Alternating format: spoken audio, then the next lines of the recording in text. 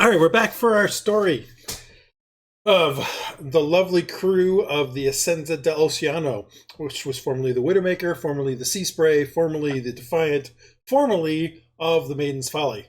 Wow, how many ships you guys went through? Although, really, the last three have been the same ship. It looks last different time, every time. Last time, you guys finally, after weeks, well, literally months of play, have left Marabar. Finally. Guys woke up in the morning. Or not woke up in the morning. You guys got We're the attacked in the middle of the night. No, you were not. You guys got the mask from Lydia. Watched a couple of fights in the arena of the Two Palms. Got back. Spent some time in the Silver Flame, talking with Iylis to say some fond farewells. Think of kind of go back over what's happened here for about week and a half that you've been here. It really hasn't been that long, honestly. And then in the morning, your cannons were delivered and installed. You guys picked up some coffee to take to Margali. The crew member Anwi joined your crew. Let's see what else happened. You guys got your final passenger, an archaeologist by the name of Dulsa Wobblespell. Got everything situated and finally left Marabar, headed around the northern end of the island, since there's no quick, easy way directly to Margali from where you're currently at. You made it around the edge of the isle. During that time, you fired off a few cannons just to make sure they worked, do what you needed to, maybe do a little bit of teaching of some of the younger guys. Once you made it around the top end, you kind of skirted past the smoking volcano that's on the northeastern side, near some of the atolls and things like that, and started heading southeast towards Margali itself. The night was somewhat uneventful until maybe a couple hours before dawn, when Iylis noticed some fog that seemed to be growing and catching up to them coming from the west, which seems a little odd for the fog for a couple reasons. One, it's ocean to the west. Why would a fog bank really come from that far away when you're not that close to the coast yet? But the fog itself was extremely cold, like bitterly cold, which was also very odd given the time of year and the latitude you guys are at. Causing a burst of wind, he caused the ship to kind of get out of it for a little bit, and then started hearing some rhythmic splashing, and decided to take a look about for that. Meanwhile, at the same time, or maybe not the same time, but at least over that night, Dresd'a was having a dream where she was talking to Rafa about trying to find the Eternal Eye. Eternal Eye? Eternal Eye, yes, sir. The Eternal Eye, where she seemed to be actually in the body of Hylough. And as this kind of dream, maybe not dream, it's hard to say, came to an end, Rafa disappeared. The body that you were in stopped breathing, and right before your eyes slowly went dim and darkened, you noticed some demons approaching, and then a golden arrow striking one of them and exploding, and then you woke up. Previous to all that, because I forgot this previously, Praedyth had another dream, or had another meditation, spoke with Azara. Azara gave him another vision showing him a place where at least one of her temples seems, or an old temple seems to be, and sort of some clues as to where it might be. And now we're kind of back to where Iylis was. Iylis, hearing the splashing, went back to kind of starting looking over the deck. He noticed that behind the ship there were approximately a dozen shapes in the water, slowly gaining on the ship. Oh no! And that's kind of where we pick up here. Iylis, you can see the ships. You can see them in the darkness. It's still dark, so it's a couple hours before dawn, maybe an hour and a half. You think something of that nature. The the mist is slowly catching up again. You can hear the splashing, and when you look in the water, you can see these figures that look like humanoids, kind of swimming towards the ship. But there's something odd about them. You can't quite see in the moonlight. I mean, trying to see which moon is actually. Well, Lenari's waiting Gibbous. You can see somewhat. You can see them somewhat. There's just something off about them. If you want to give me a perception check to see what that might be, Yeah, by all sure. means. Like they're swimming really fast for people. Well, you're just That would be odd. They are slowly gaining on the ship. You think there's maybe about 10 minutes before they will catch up. I don't know why you rolled multiple times. I rolled once.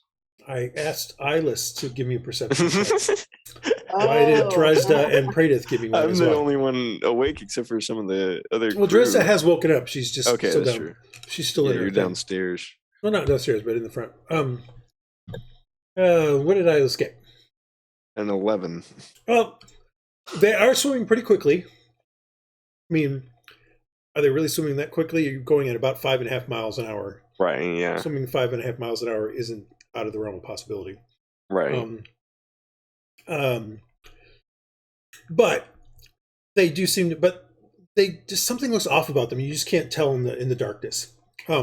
What you are able to discern though is that you think you got about 10 minutes before they catch up. So what do you want to do? I'm going to sound the alarm. Okay, so you head First over of to the all- main mast and start ringing the bell. Yeah, and tell everybody on deck what's going on. Okay. There's things in the water following us, and Okay. I'm pretty sure this mist has bad juju. Perry is so we currently should- the helmsman. He's like, all right. Well, get everybody up. We got to do something. Yep. The other two that are up with you are Conan and let's bring up the ship. I'm going to keep working the sails, though. Conan, and you'll notice that we have a new map for the ship. I like it. Cool. Very cool. Conan and Melwyn are up with you guys. They're sort of the night crew with you this evening. They come up on top of the ship. They're up on the deck with you guys. Currently, everybody's where they were going to be sleeping, but Okay. it doesn't mean they have to be there. I can just pop over. You can always move yourself around on these for now because I didn't put any. I don't think I put in any walls. Well, it says I collide with the wall if I try to move up. Yeah, that's interesting. I don't think I put in walls. Oh, easy enough to solve. No Like- more walls. Now there's no more walls. Thought I had not made it so there were walls. Anyway, the way this is set up is that the top image is sort of the full ship, but at the very top is the crow's nest. Okay.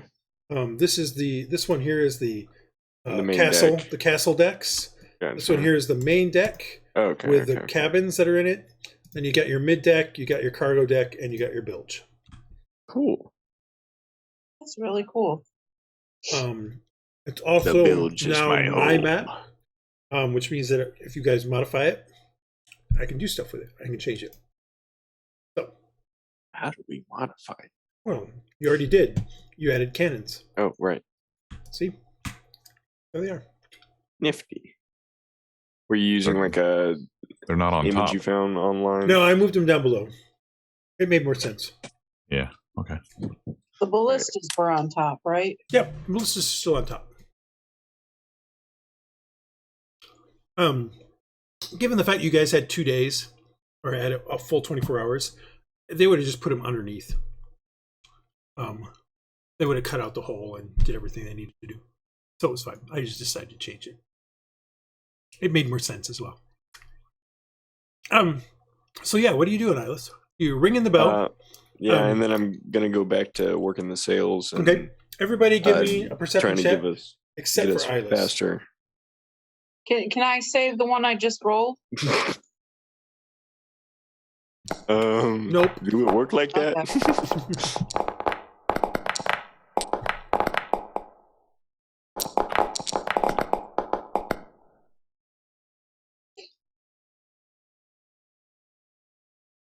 Pretty uniform. Yeah.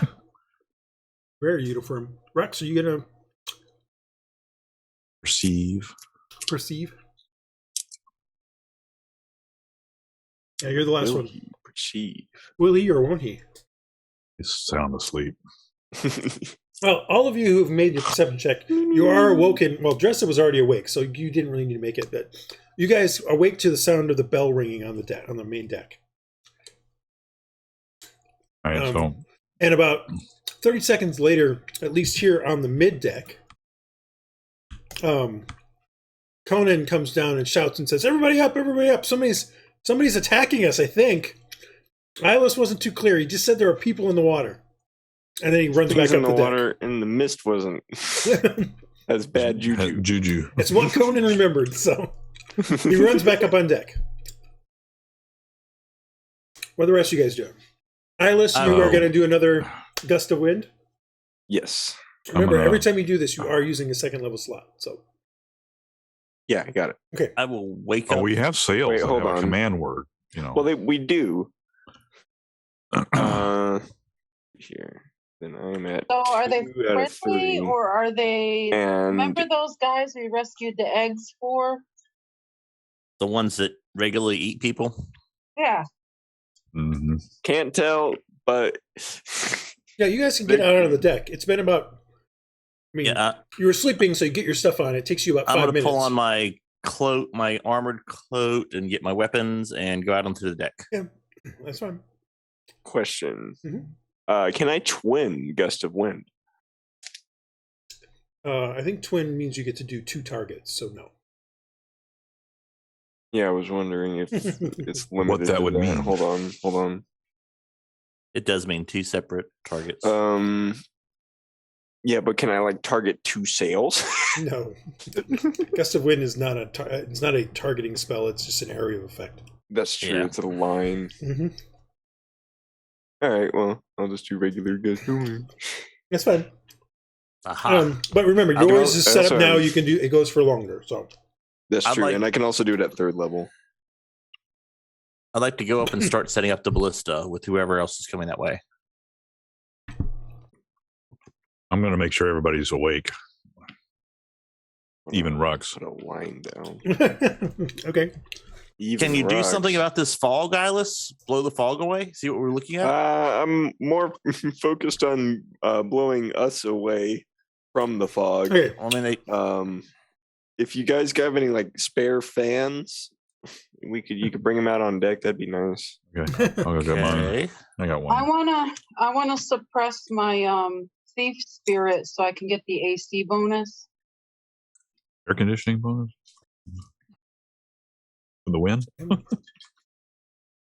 Yep. All right. I'm gonna add everybody to the initiative tracker. Not because we're really needing initiative yet, but just so that I can have everybody go through what they want to do. And it's also not going to be everybody, including the crew or anything like that. Did I accidentally remove Marcus? Iylis is on. Praedyth is on. Rhux is on. Why is Aaron not on, even though I added him? Weird. Dresd'a. All right, so I will do the crew last as well as whatever's following you guys. I'm missing somebody. Who am I missing? You could use a bonus action, Iylis, and blow at the fog. If I could bonus action Gust of Wind, yeah. No, that's what I'm saying. You literally can. You The can? spell lasts for 1 minute, and as a bonus action, you can change the direction Oh, you can. and make it come from you. However, it's 5 feet. Yep. It's not gonna. Yeah. It's not going to do It's much not gonna to do much disperse to the a fog. fog. Yeah, it's an entire cloud. Oh, well. What am I missing here? Who am I missing? Marcus, Iylis, Praedyth, Aaron. Oh, Hylough. Where are you, Hylough?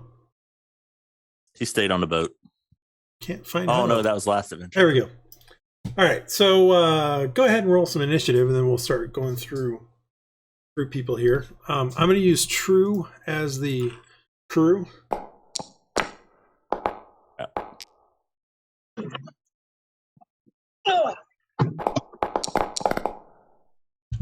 initiative, huh? Yeah, we're not doing 6-second rounds or anything like that. It's just more so that I can kind of see what everybody's doing and have them take their time and tell me what they want to do. Keep it organized. Mm-hmm. That's what it's about. Organization is key. This is Tweety. The chickens are organized. All right. Andrew, are you not available here? He joined like half an hour before we were like at 6. Mm. I don't know where he is. All right. Well, we'll just give him an initiative. Hopefully it'll be low. All right. So let us begin here. Praedyth, you are awakened to the clanging of the bells. What do you want to do? You're currently in the captain's area. Okay. Let's see here. I guess I'll head out, see what all the commotion's about. Or actually, my raven's out there, so I'm just going to look through my raven, see what's going on outside. All right, give me a perception check as you see people running around on deck, but give me a perception check as well.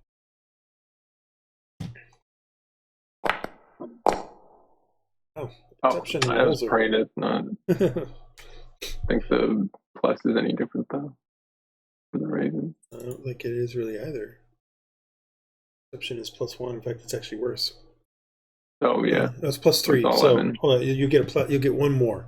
So 13. You see people running around the deck. The bird definitely notices some motion behind the ship, sort of closing on the ship.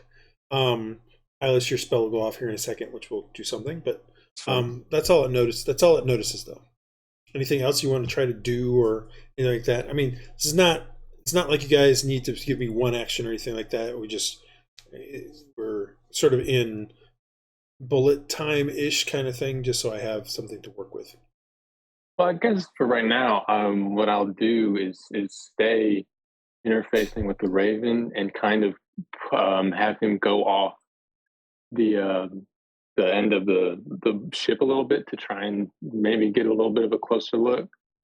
Right. It's not going to go outside of my 100-foot range. Okay, so he flies off, and as he gets a bit closer, you notice that you don't have to go that far. You notice that the creatures that are following, they're moving faster than a normal humanoid or human might do. But as the bird gets a little closer with a 13, it notices that at least a couple of them, what's flashing in the moonlight is bright bleached white bone. That's not great. Why not? I've seen this on what was it? Pirates of the Yeah. Caribbean? Yeah. So we'll leave you do I there. still have- We'll leave you okay. there. Dresd'a, you're up. So you just woke up from your dream, not too long ago. You've heard the bang, the clanging of the alarm bell. You're suppressing Corsair. What else you doing? Galsa has kind of woken up and it's like, what's going on? And so do I recognize them or Recognize who? the thingies that are following us? Well, you're still in the main cabin, in your cabin, Okay, sorry, I'm going so upstairs. clearly you don't see anything. I'm going upstairs to see what's going on. Well, you're in the front of the ship. Like you're in with the girls in the front of the ship. You are currently right here. Right. Okay. Go ahead and move yourself where Just you have to want to come be. out on deck. Yeah. That's all you need to do. Open the door and walk out. Yeah. Coming out on deck, you see people moving around, and Iylis is kind of doing some stuff with his hands, looking at the sails. But you don't see anything on deck other than crew. Can I ask somebody what the heck's going on? Yeah, I mean, as you kind of ask that, Conan and Melwyn are here on deck. Conan real quick. Where are you, Conan? There he is. Conan, who's currently kind of trying to trim the sails a bit. so that you guys can catch more of Iylis's wind.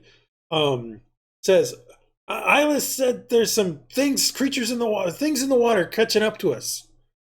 Where? And I try to look to see if I. He's like, I don't know, but you can give me a perception check to go look for it. He doesn't know. You just said they're there. Back. Well, no, you're currently casting a spell, so no. That's true. Yeah, I can't. But that's okay. She can go look. You look over the side, either side. You don't see anything. You look to the front. Clearly, you don't see anything because they said they were closing on the ship. You go up to the top of the main castle where currently Aaron and Marcus are kind of looking at the ballista. And looking out there, you can see some creatures, maybe about 100 feet. Well, not 100 feet. Maybe about 60 feet off of the stern. And they are not rapidly closing. They figure maybe about another 5 more minutes they might actually catch up. But they're within 60, 70 feet at this point if you wanted to try to do something. And they're basically, the only reason why you notice what they are is you can see sort of the wake coming off of them as they're swimming towards you. And it doesn't look like those creatures we rescued the eggs for? Not with a 14, it's dark, remember? Okay. I don't know, guys. You think we should just wait to see if they're trying to contact us? I don't like the ominous fog that they're bringing with them. If they wanted to just talk, they could just, send anything else. I think they can talk from the realm of the dead. Let's defend ourselves.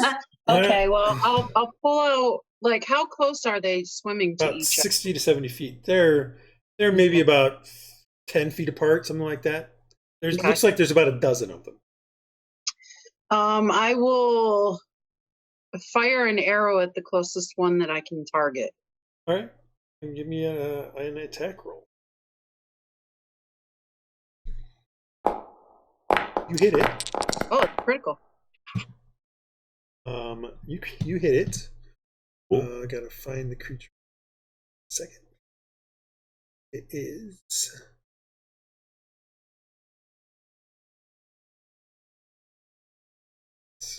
Identify yourselves. Are you friend or foe?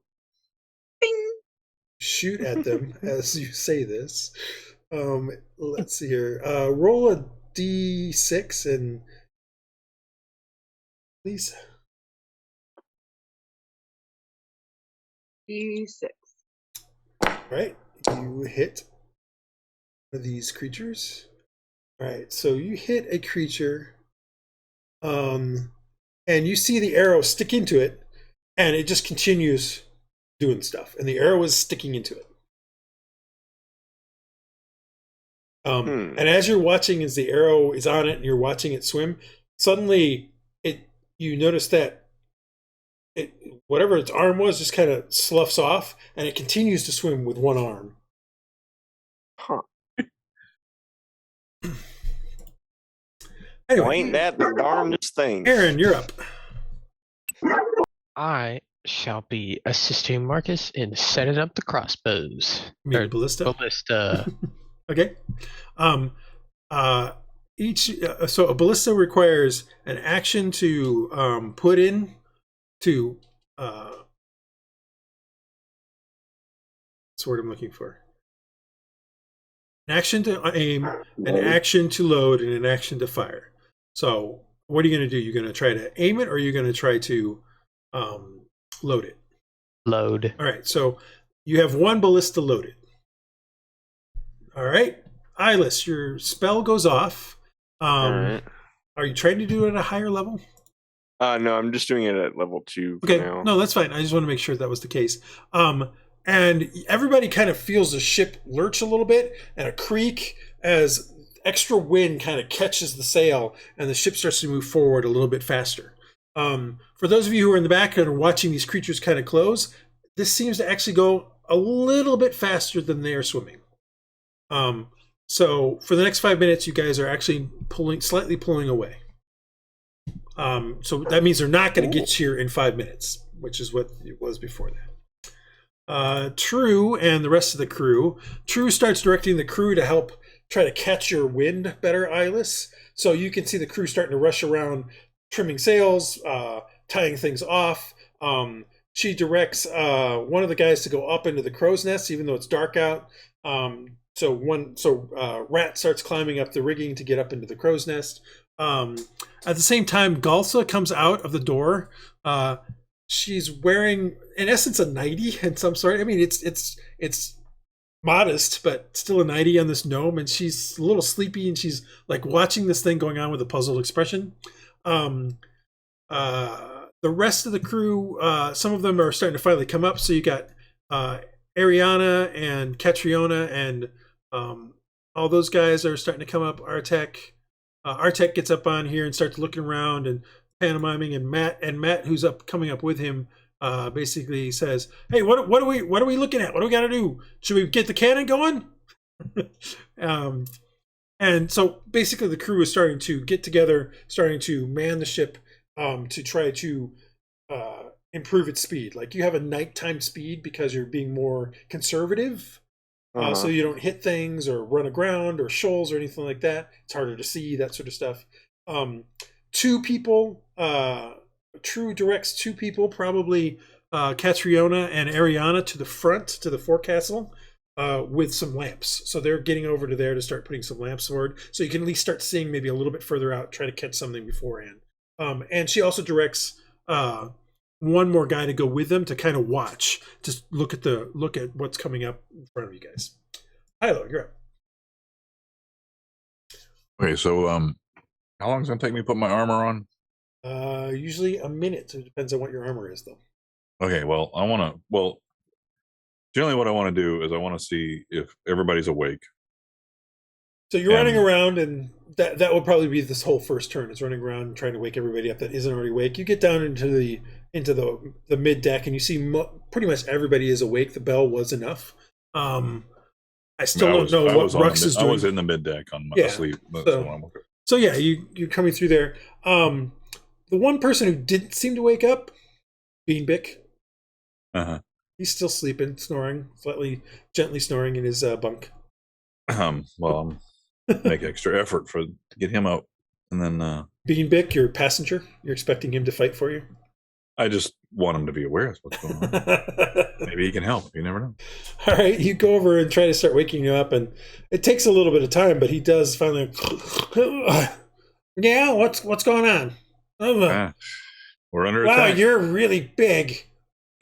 That's kind of what he says, and he's like, "Wait, oh, Hylough, is it?" Yeah, we're bunkmates.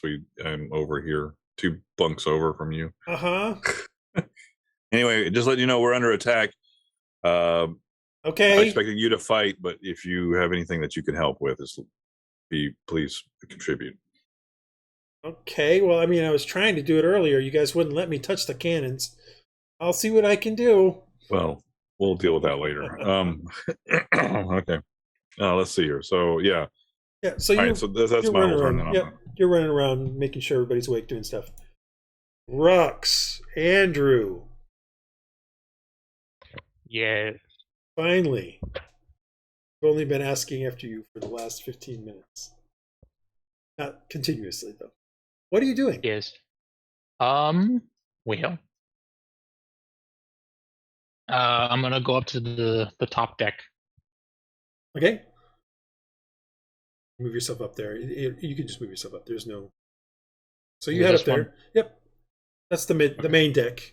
Yeah. Heading up there, you can see that the crew that is currently up on this deck are already starting to move around, doing a bunch of work and stuff like that. Iylis is currently directing. What you can feel it as you come up from the deck below, coming up here. You can feel a breeze go past you. Decent clip, not enough to knock you over or anything like that. It's not like it's a gale force breeze or anything like that. But Iylis is currently directing that. Iylis, I would also say that you're probably up here on the first deck of the aft castle, just because that'll be easier to direct things over the top of it. Yeah, that's all. It's fine. You would have moved yourself there. I'm just setting that. Yeah, so that's what you come up to, Rhux. All right. Rhux wants to move to. They're putting lanterns at the front. like yeah, right so here, two right? people are coming up to the front to put up to hold lanterns, not to put them there, just to hold them over the edge. Over here Yep. ish. Yep. All right, Rhux wants to go over there and stand and look around. Just help look. All right. So you head over there and start looking around. Marcus, are you gonna take your targeting action? Actually, I will load the other ballista. All right. So we have one ballista, now we'll have both of them loaded. Yep. All right. That's 2 meanwhile, loaded ballistas. I will ask Iylis, or who's our navigator? Praedyth, technically. Do I know? Are we still well out at sea, or are we in danger of hitting anything reef wise, or you guys are go faster? As far as you know, when you went to sleep, you guys were in the Gulf of the Margali Gulf. And I will drop you into the Sea of Tears here real quick. Sure. So you guys are currently in the Margali Gulf. You've headed a little bit. Well, this is actually where you are from when we last ended. As far as you know, the Margali Gulf. So as we talked about previously, about 1,000 years ago, the waters all rose, and they rose about 50 meters, so about 150 feet.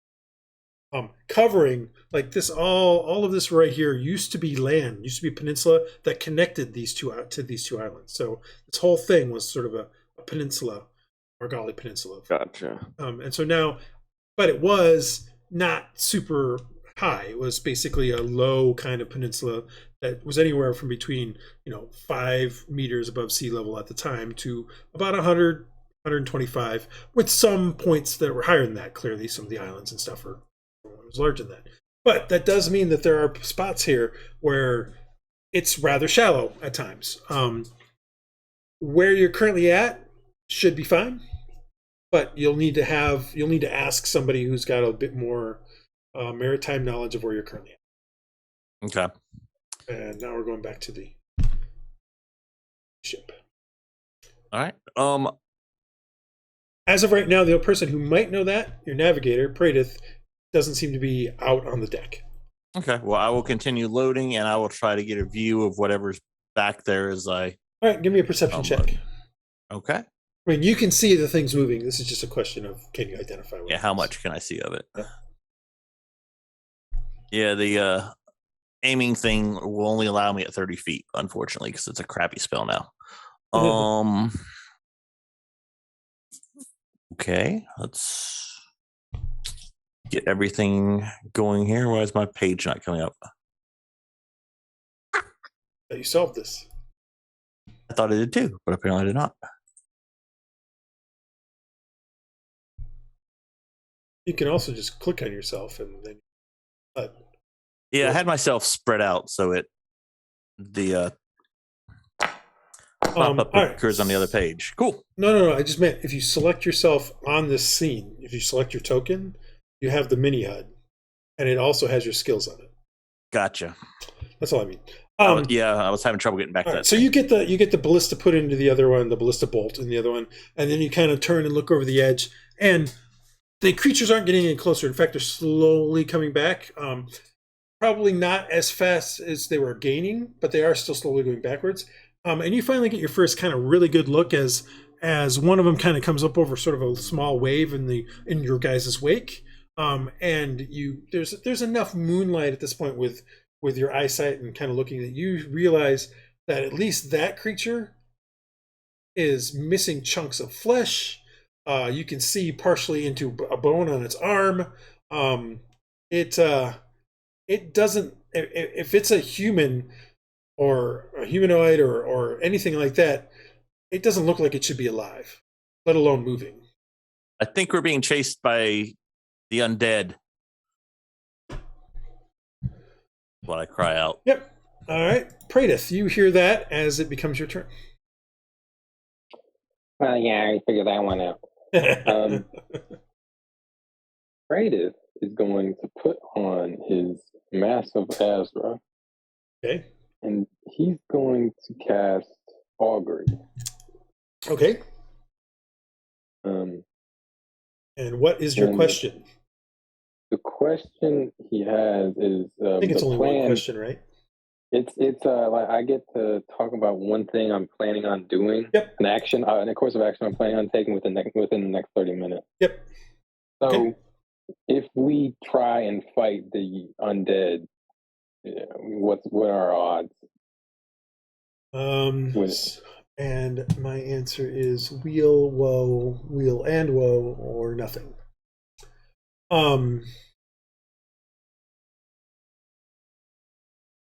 Okay, so you're asking if we turn and fight, what are our chances?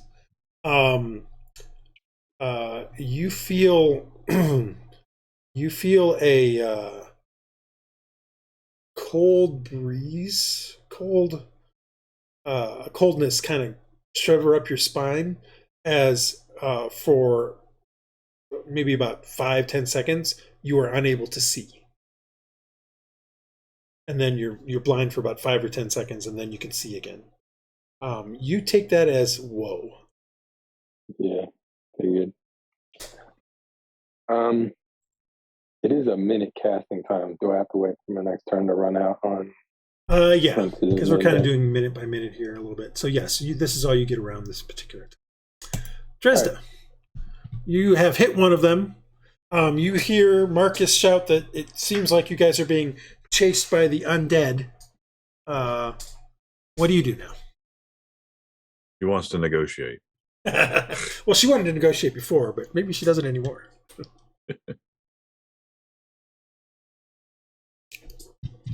On mute. Dresd'a, cat? I might want to try to see if one of my sun killer arrows would work. Well, I mean, the other arrow works. You fire the arrow at the creature. I don't suddenly remember what its armor class is. You hit the creature. Wow. And it does damage to it. It's the same one, right? Yeah. And more parts of it kind of slough off. And in fact, it loses another arm, and now it just seems to be kicking with its feet. But that's about it. It still moves. It's still continuing to come after you. Okay. Huh. So they're both, so they're both just as effective. So okay. Yep. Nothing different with it. All right. Anything else you want to do? Like I said, this is like. I don't know that there's anything I can contribute to that. Okay. Aaron, what are you gonna do? Aim. By the way, Dresd'a, you're up here. Sorry, not in the captain's cabin. You went up onto the castle. Gotcha. All right, no, that's fine. Aaron, you're gonna aim. So you aim the ballista back at whatever it is. The real name is Praedyth's cabin, but okay. Well, the captain is actually Aaron, so technically it's Aaron's cabin, but you know. You aim Aaron, and you could fire it, I guess. I guess I'll give you guys two actions, given how long we're doing stuff. So you fire the ballista. Roll a d20 with disadvantage, unfortunately. Okay. Because you're trying to shoot at a smaller thing than what this thing is intended for.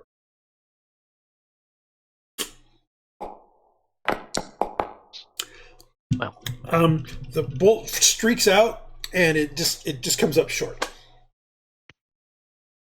splashing into the water. But if it ever hits, oh my god, it's gonna hurt. This thing is like, I think the blister is like D20 or something like that. It's nasty. Wow. I don't remember what it is exactly. Details. Damage is 3d10. So it's a pretty nasty little thing. That'll leave a scratch. Yeah, just a bit. All right, Iylis, you are holding your spell. That doesn't mean you can't do something else. You're just concentrating on it. Anything in particular you want to do? Let's see here. You just heard them. You heard Marcus scream, not scream, but shout out that it's undead following you. There's not much else I can give do. me an insight check. Insight? Yeah.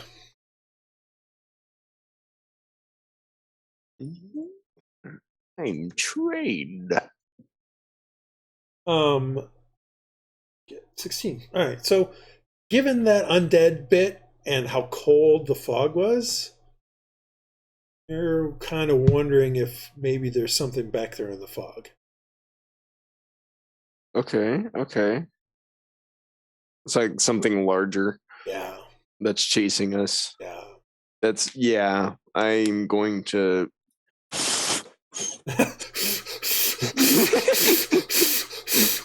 That is my course of action. All right. True continues to rally the guys. The ship actually does start to speed up just a little bit more because now you guys are starting to take in. She's got the crew actually doing things and take better advantage of the wind that you're providing and the wind that is being provided, just in general. Right. So that's mostly what was going on there. You're starting to hear from the front. You're starting to hear shouts of things like "Clear, clear, clear." Clearly, the people in front are looking out for any shallows or anything like that, and currently not seeing anything. All right, Hylough. Okay, so if I'm done getting my armor on, Your armor all, yep. Your armor is on. I'm pretty sure it's like a minute. I don't think like plate armor, like full plate is like 10 minutes, not. But you know. Yeah, I don't have that. I'm pretty sure. It's where are the weapons kept for the crew, and can I ready them to equip them? I would assume, given the fact that you don't really have anything up top, that it's in the cargo hold. Probably this area here in the back. That's the big empty spot, or just in the cargo hold itself, because it's just you guys can get down there pretty quickly. It's not like it's difficult to get down there. You don't really have any other storage spot for it currently. I mean, I guess you could have them here on the mid deck. Like this could probably be stored along here. That's legit. Maybe one of these, maybe right off the captain's cabin or something like that. Well, you probably wouldn't keep it up on the deck just because it gets spray and stuff like that on it, and you wouldn't want the weapons to, especially the crossbow. All right. Well, I'm gonna start moving weapons for the crew. All right. Up on deck. All right. So you start taking some weapons up, so that they can grab whatever they need if they need it as quickly as possible. Okay. All right. It's gonna spend my time doing that. Cool. Rhux.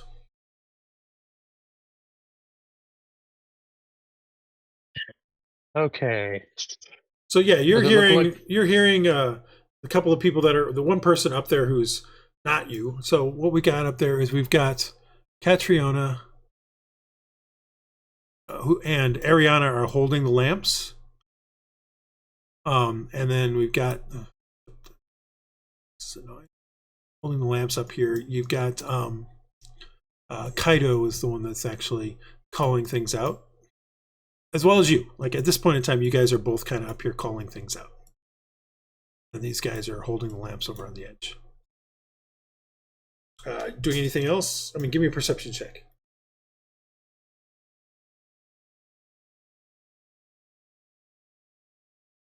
Perception. What I wanted to do anyway. Looking, you start to look down and see if you can see anything in the water. You don't notice anything in there.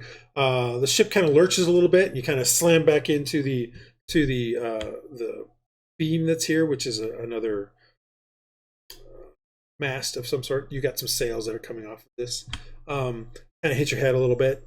You see stars for a little bit, and when you finally clear up, you don't see anything in the way or anything like that. It's just you don't really see anything. Anything else you want to try to do? I mean, I really want to see again. Well, go ahead. You can do a couple things in this sort of minute thing. So after everything kind of clears up a little bit, give me another perception check.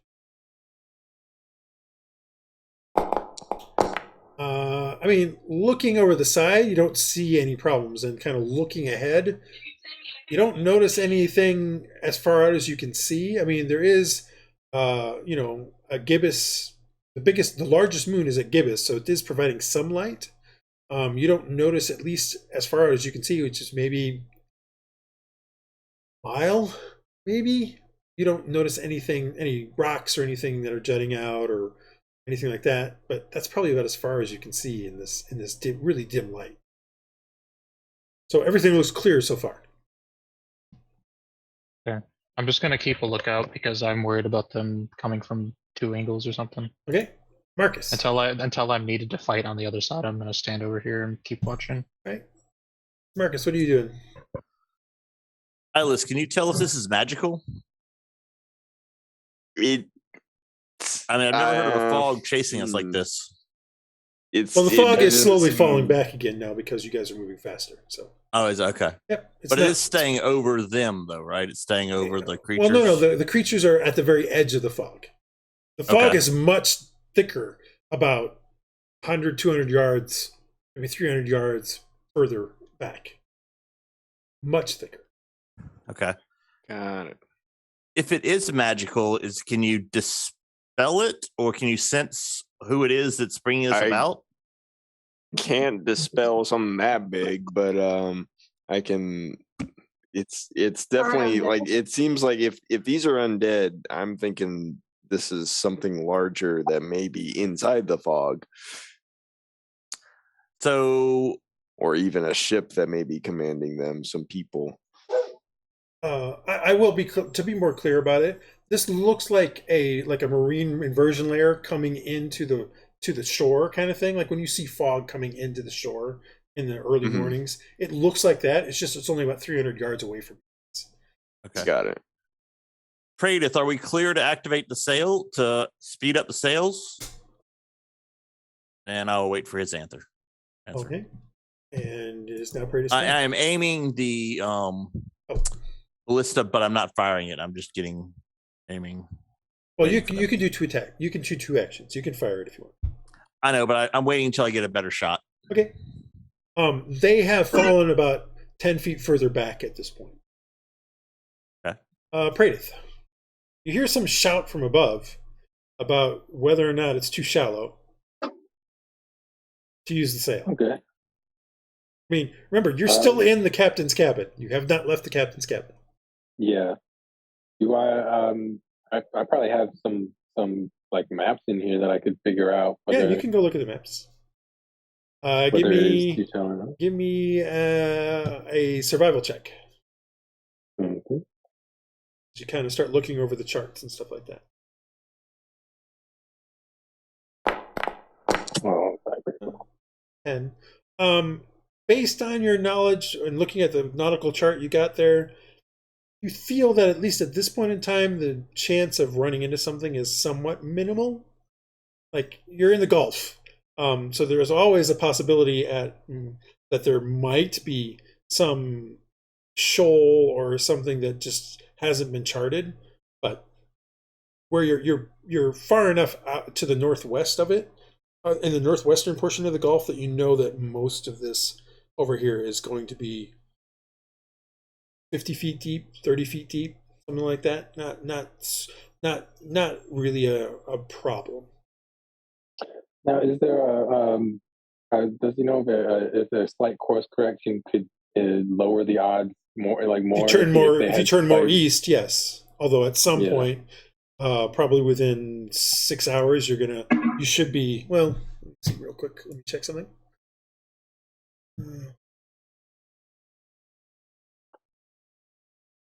Yeah, at some point within about 3 to 4 hours, if you were to turn directly due east, you should be coming up upon Kelvin itself. Right now, you're going southeast, which means it's going to take you probably 6 to 8 hours to get to Margali, because that's the direction you're going. You're trying to go towards Margali. But if you were to turn due east, you could probably get to Kelvin in about 4 hours. Especially if you bring up the sail. Okay. He's going to come out onto deck. Okay. And say, we should be good to open full sail. There's always risk, though. If you want to minimize it, we could head due east to Kelvin. We'll be there in 4 hours. Or we could stay on course to whatever else place we're going. Margali. Yeah. Come Margali. That one. But we're fine. It should be fine to open sail. Yeah, you are about 8 hours to. Yeah, you're about 8 hours from Margali, about 4 hours from Kelvin's coast if you went directly towards it. Something like that. But yeah, that's basically what I'll say. I'll say it's good to open up, but if we want to be more sure that we won't run aground, then it would be best to head due east. But either way, it should be fine. Okay. That's what he shouts. Very cool. Dresd'a. The creatures are now about 80 feet behind. I can still try to hit him with a regular arrow then. Yeah, no, you can. I'm just letting you know that you guys are starting to slowly outgain them. Okay. Well, I'm still gonna keep popping at him. Oh, that was almost a 1. That hits, and it hits the creature again. You seem to it's weird. This creature with no arms has kind of started going into a dolphin kind of kick as it's going along the thing, and you happen to hit it directly in the chest as it comes out of the water once. I need to make a roll, I think. Yes. It reduces it, so needs to make a Constitution saving throw. Constitution saving throw. Why did it do advantage? I don't understand. I might have accidentally kicked it in with advantage. Let's see what it says for the 2 rolls. Give me a. What's that roll? Cannot read it. 10. A 10 is enough, actually, because I believe it just has to get over the damage it took. 5 plus the damage taken, and it took 7 points. No. Oh. Radiant for a critical hit. Yeah, it hits it. You hit it in the chest. You see some more stuff kind of fall off as it goes into the water again. Then it never comes back out. Okay, I think I got 1. Cool. Or at least he's not good showing shot. up anymore. Thank God. All right. Aaron. I'm gonna load again. All right, so you load it up and aim it. Captain, you want to use our magic sails? Oh yes, we are gonna use our use magic. magic. I want to use magic sails. I want to do it. Suddenly, 7 voices Everybody ring wants out to with do the command word. Go sail, go. Go gadget sail. Go dog, go. Are you activating the sail for your 1 hour during this day? Yes. All right. The sail suddenly goes even more taut. And there's a slight, it's dark out, and you can see a very slight sort of bluish glow around it. And you hear the creaking and some stuff like that as the ship starts to lurch a little bit faster forward. Did I say it was 20% faster? Is that correct? Or did Around I say? 100%. Or is it 100% faster? I just need to make sure. 100%. I don't think it was 100% either, but it's in the thing. So 50% for 1 hour. So you guys are now going. You were going 5.5. With Iylis's gust of wind, you had gotten up to 6. You guys are now going at 9 miles an hour. Okay, get me a rope and some skis, and we're headed. You've got a pretty good clip going at this point. However, you're going to drop down a little bit once 5 minutes are up and his gust of wind comes down, but it'll still be like 8 or something like that, or 7.5, something. Well, probably 8 because you still have the slip tar. So it's not like it's going to drop by a ton. So you guys feel it. You 4 at the front, the people with the lamps and Rhux and Keto. Those guys, you feel kind of a little lurch back as the ship kind of lurches up a little bit, given this kind of extra push of air that seems to be affecting the sails. Like, you don't feel any extra breeze. Like, Iylis, you're not feeling anything. Hylough, there's no extra breeze. It's just the sail itself has become more taut, even more than it was before, and is slightly glowing. But you definitely feel the motion in the ship. Huh. That don't make no sense with the physics I understand. Well, remember, it's magic. Aren't you a magic user? Yeah, exactly. It's magic, dude. Yeah, I know. Iylis. All right. Anything you're gonna do, or just you're still maintaining the gust. It's got about 2 more minutes on it after this particular round. Each round is basically about a minute. It's not exact. Okay. I'm considering kind of like spraying it behind us for a round and seeing if I can clear some of the fog and see a little bit more. Well, what's the going range on the gust? That's a great question. And how far away are they? Well, they're about 80. Well, now they're actually probably closing on 100 feet away because you guys suddenly it's definitely not that far. You've so massively it's probably increased not a your good spell. idea. It is 60 feet long. Okay. Yeah. I mean, to get any real benefit from it, it would need to be like 100 yards or 200 yards. Yeah, I think I'm gonna just like continue on doing my gust of wind for the next couple rounds and then all right. Work on that. True keeps on the crew doing their sort of stuff. Could somebody roll a d20 for me? 60 20s get rolled. Just tell me who it is and then roll.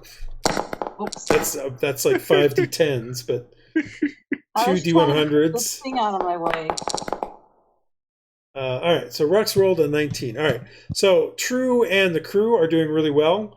You guys get an extra bonus of a little bit of extra speed at this point in time. So for at least the next round, you are moving at 9 miles per hour or 10 miles per hour. Double what it would normally have been. Cool. They've been able to tune everything really well to catch all the extra wind. And in fact, they figured out a way to trim the sail just right so that Iylis's gust of wind is actually hitting all 3 sails. Wow. Woo. And the structural integrity is holding up, Captain? And everything? I don't know. You feel like, well, I mean, it's going 9 to 10 miles an hour. It's not like it's going super fast. Like 10 miles an hour would be like, what, 6 knots? Something like that. It's not designed to go that fast. It's not that fast. But it's faster than somebody can swim, which is what you really need at this point. Mm-hmm. Hylough.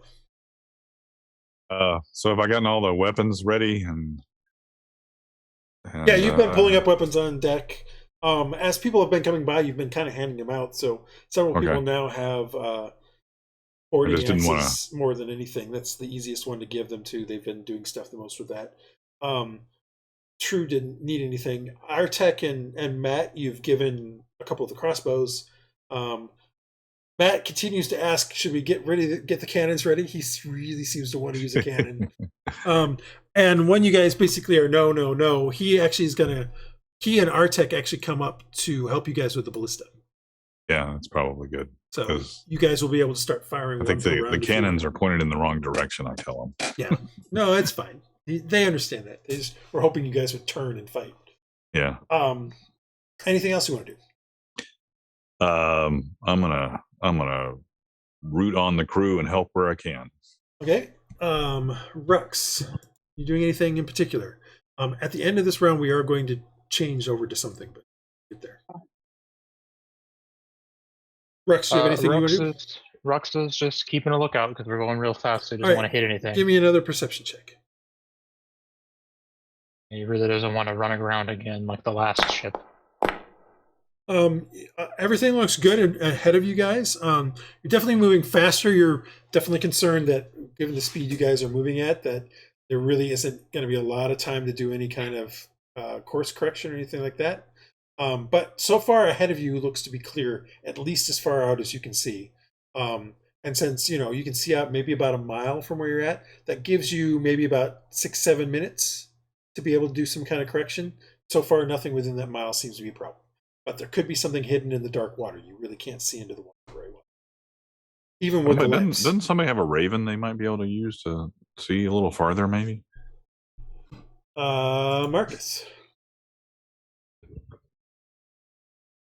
So if I aim, how far away is the closest one? Would I be able to? At this point, probably about 120 feet.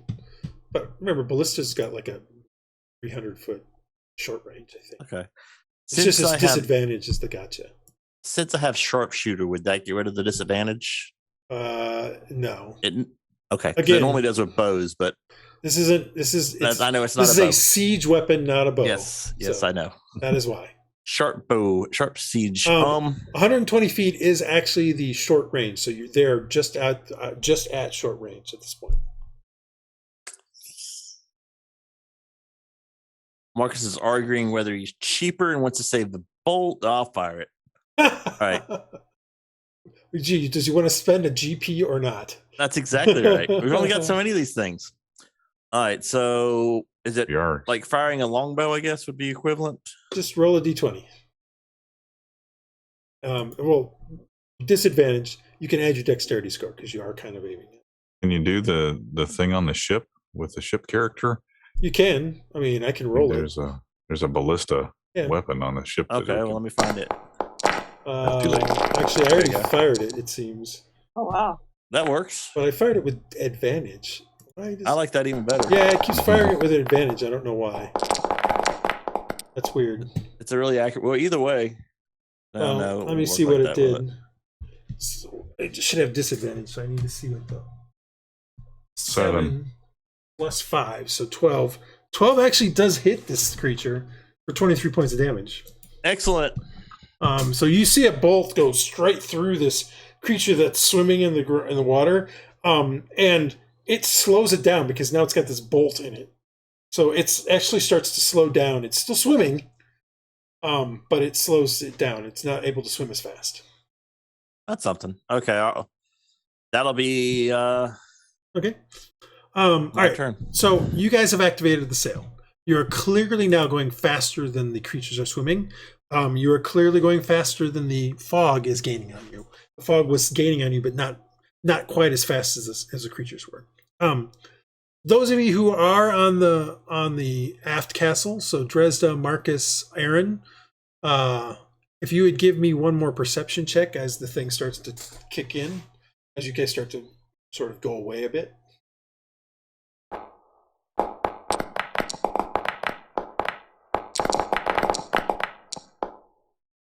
Aaron, you're pretty sure you hear faintly a more solid rhythmic sound of sploosh, splish, splish.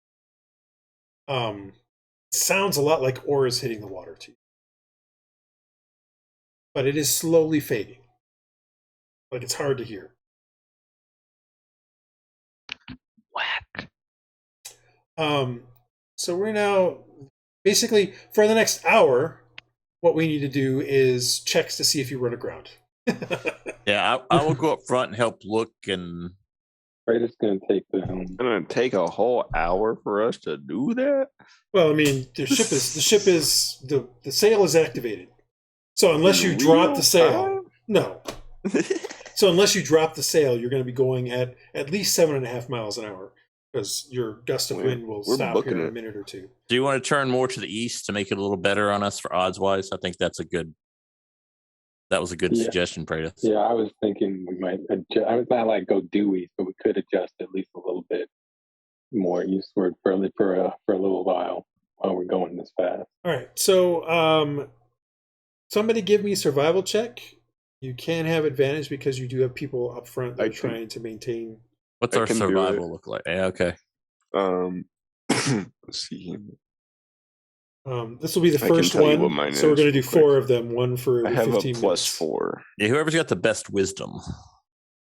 I have a plus 4 survival. And that's better than mine. I got a plus 5. Oh, you do? Go for it then. And he's the captain. He's supposed to. He's supposed to be the kind of plus guy, 3. the nature guy. Can I help?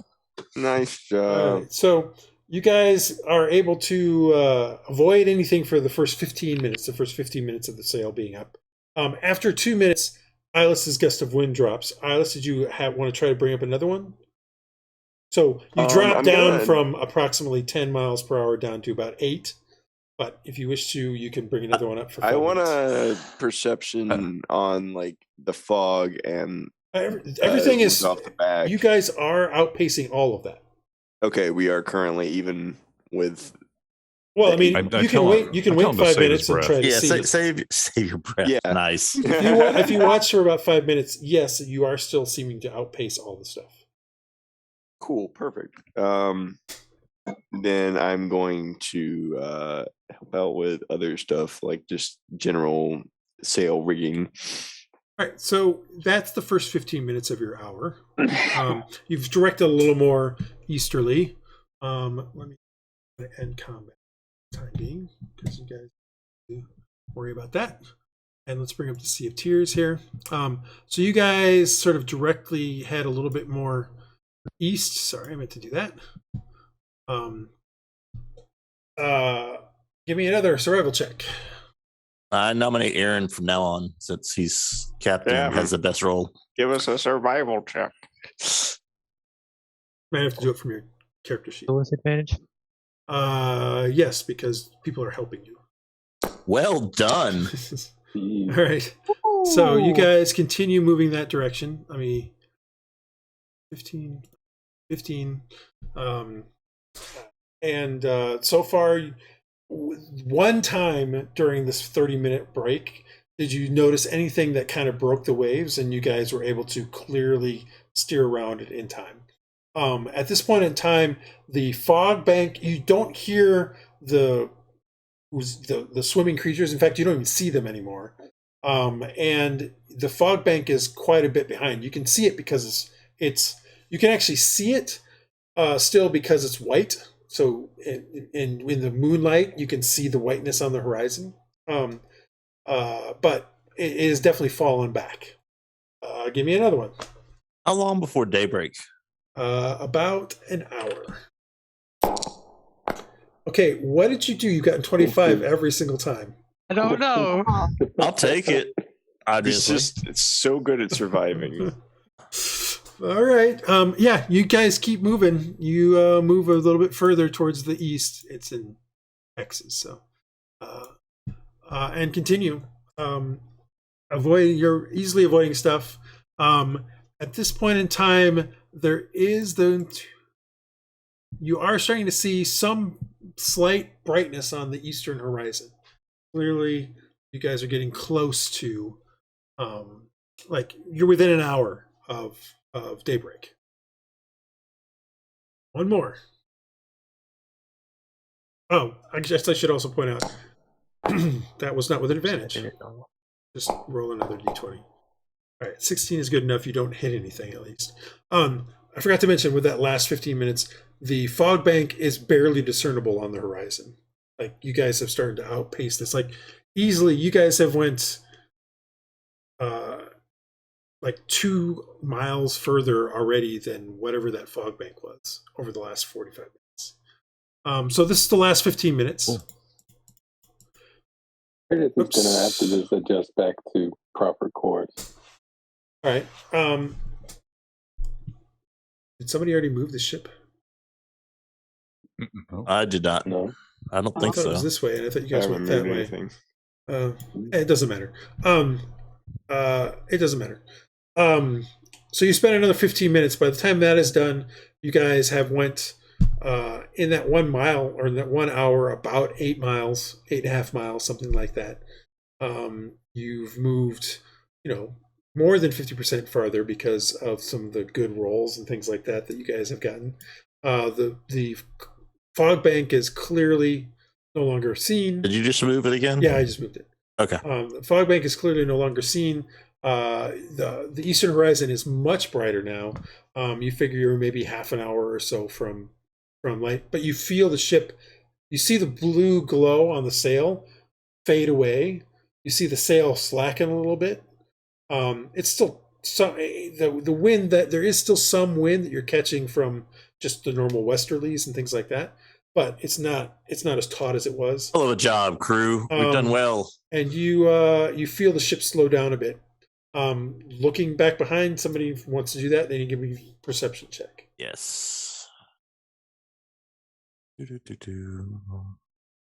Oh, now I'm on the ship. Yeah. Bring up your character sheet.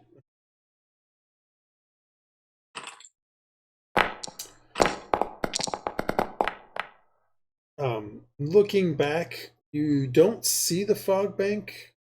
You clearly don't see any people in the water, creatures in the water, or anything like that. Maybe you've outrun them, or at least maybe they've given up.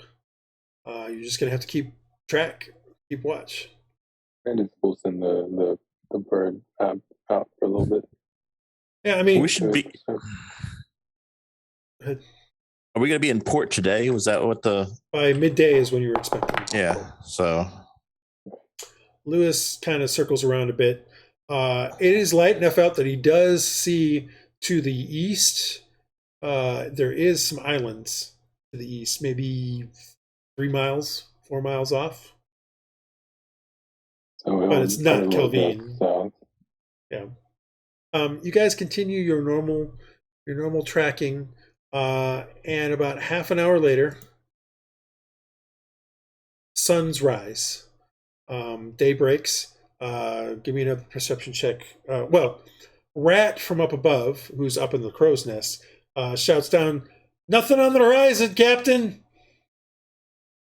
Other than the islands," because he can see islands now.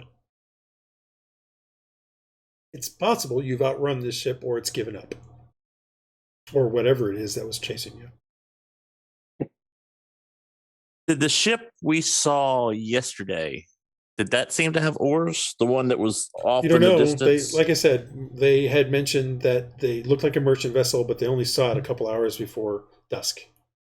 But we couldn't tell if it possibly had oars or not. It was like 10 too miles, far 10 away. to 15 miles back. Okay. We're not going to be able to tell much from that. Got it. distance.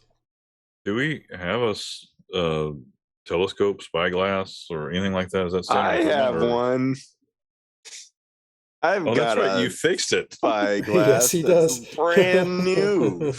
Yeah, brand spanking new spy. Have you tried looking through that? Let's look through it.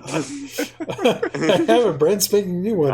One that was priceless the way it was. I have a brand new spyglass. It's better the way it is. That was the pretty way it funny. is now. That is still pretty funny. Hey, you know what? But yeah, That's so what I yeah, I roll. rummaged around in my backpack and I pulled All that right, out. so you guys look out with a spyglass back that direction. Give me a perception roll with advantage. I'm looking first. It's fine. You can look first. You sort of scan the horizon with this thing, and you don't see. Well, 17. You do see that there is a ship back there, and it kind of looks like a merchant ship. You're about. It's about maybe 5 miles back, something like that. Oh wow. Okay. There's a ship back there. It's about 5 miles back. You don't see any they in the fog fog? or anything like Oh, that. no. No, there's no fog here. The sun is up. The fog. You don't see any fog, but there is a ship about 5 miles back, and it vaguely looks like a merchant ship. Yeah, I mean it's 5 miles away. You got a small image. I mean it's a tri-masted ship with sails. The sails aren't huge or anything like that. The ship looks a little narrow for a merchant ship, but it is approximately the right shape. Okay. Well, I tell the rest of the crew, If you want, you can the nearby people. give the spyglass to Rat, and he can take a look. Because remember, he saw this ship. Hey, yesterday. Rat. Well, he's up in the crow's nest, so you might have to take it up to Hey, him. Rat. Okay, he looks over the edge. He's like, "Yeah, what do you need?" How high up is the mast? Oh, it's about 50 feet. It's not super high. Can I climb up there really quick? Yeah, you can climb without up. dying. Do you have mage hands? spyglass. What's your dexterity? You can give it to the bird. It is Bird pick 10. it up. You can probably get up there without dying. Just don't roll a It's 1. Give me an average. athletics check. Just don't roll a 1. Athletics. That's not dexterity. Oh, dexterity, acrobatics. Athletics is climb, so technically. Well, So give me an athletics check. Would you like me to take my it up for dexterity you? is better. Well- Hey, Hylough, would you mind taking this Yeah, up? I'll for do me? that. All right, so you guys take it up to Rat, and he kind of takes a gather over there. Oh my gosh. Just don't get a 1, and you're fine. Don't slip. You're climbing up in the rigging, and then you get to the pole, and then you got to climb up a little more. He looks it I over. had to do a check to climb up the pole. I mean, it's literally a DC of like 2 or 5. Okay, like I get it. It's but not super hard. It's just Doesn't mean we can't blow it. doesn't mean you I can't will fall. break all of my bones. Every single last one. He is +2, so he's got a 16. He looks back there. He's like, "Yeah, that kind of looks like the ship I saw last evening." I will remind you that last night before you guys went to bed, you did course correct to head further south. So it's chasing us on purpose. Yeah. And this ship is still at least somewhat behind you. And it's the same ship, is what Rad is saying. So they may be after us. What are you guys doing? Do we Taking ever my spyglass figure out back. the cargo thing from the dude, what it was? You guys have cargo from 3 different dudes. You're going to have to be more specific. The coffee should be fine. I'm just pointing out you have lots of cargo. That's all. The guy bunch of said he'd Starbucks tell us people. something about it once we were underway. The No, that's Beanbeck. You know what his cargo is. It's the broken apart helical. But he was going to tell us something else. Yeah. Well, not really about the sphere, which in theory, not very many people know about the sphere. So, and then there's the military cargo that we don't know anything about. Correct. Yeah. And these could just be like undead pirates that just do this stuff. Also could be. Yep. And then we just happen to be close in the area. Yep. Also a possibility. So we're we're still on our way to Mergali. Yeah, as far as I know, you are. I mean, Yeah, you had already headed a bit further south during the night. So now you're headed a bit east during your last hour or so last couple of hours of sailing. So you're basically approximately almost back onto the course you would have been on had you not made the course correction last night. Okay. All right. So you're probably about 6 hours from Margali, maybe 5.5 at this point. We'll get there around noon. Yeah, a little past noon. A little past midday. Well, we can see if we can just keep outrunning them because they keep on full sails and. All right, you guys continue doing your stuff. And people need to rest. If we give them breaks or whatever we need to do to. So a few people were up most of the night. Those are the like Perry and Conan and Melwin, I think is her name. So those guys take their break because they are basically were on night duty. Praedyth takes over the helm, which he had already done anyway. The rest of you guys start doing going about your normal business, your normal day. You guys sail under normal sail for the next 15-20 minutes. And well, tell me how long you want to go before you check the ship behind you. So you've went 15 minutes. Well, we want to watch it like every 15 minutes, see where it's at. All right. So give me another perception check. If you're using the spyglass, if you're using the spyglass, you have advantage. You don't necessarily have to have Rat check it. It's up to you guys. Okay, I can check it. Excuse me. Does the spyglass do anything other than gives you advantage? I mean, but it doesn't have any. It doesn't have any magical power. Really, with advantage? That sucks. No, it doesn't have any magical powers. Scanning the horizon, you don't see the ship, Marcus. Maybe we lost them. We'll keep looking that way every 15 minutes, though. Right. You guys go under normal sail again for 15 minutes. Give me another check.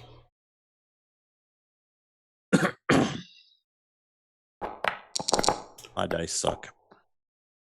Well, are you using the thing? If advantage. So, you have advantage. Oh, thought I rolled advantage last time. You did. Yep. So 13's the tie. I'm just rolling. I'm at +4, so should be better than that. Looking back, scanning the horizon, maybe there's something back there, but maybe you need glasses too. So. Okay, yeah, somebody else look at this. If you're going to have somebody else check, that's fine. Yeah, who else has got a better perception? Not me. Well, nobody I would have a miss. +1. People Oh, may I not actually have have a +5. Why are you plus- just I the thought I had best a at +3 everything? this whole time. Then yeah, you take a look, Captain. Please. All Yeah. right. More than likely, if you've got a +5 on survival, you probably have a +5 on perception. Probably. With advantage? Probably. With the spyglass? Yes. There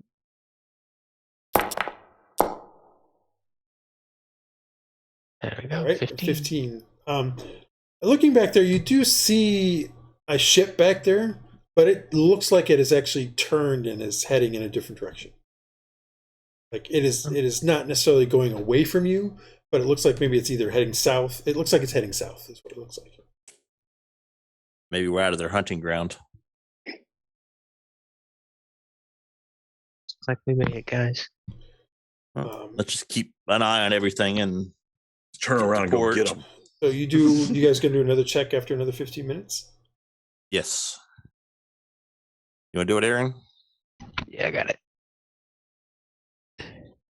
Not great, but still better than last time.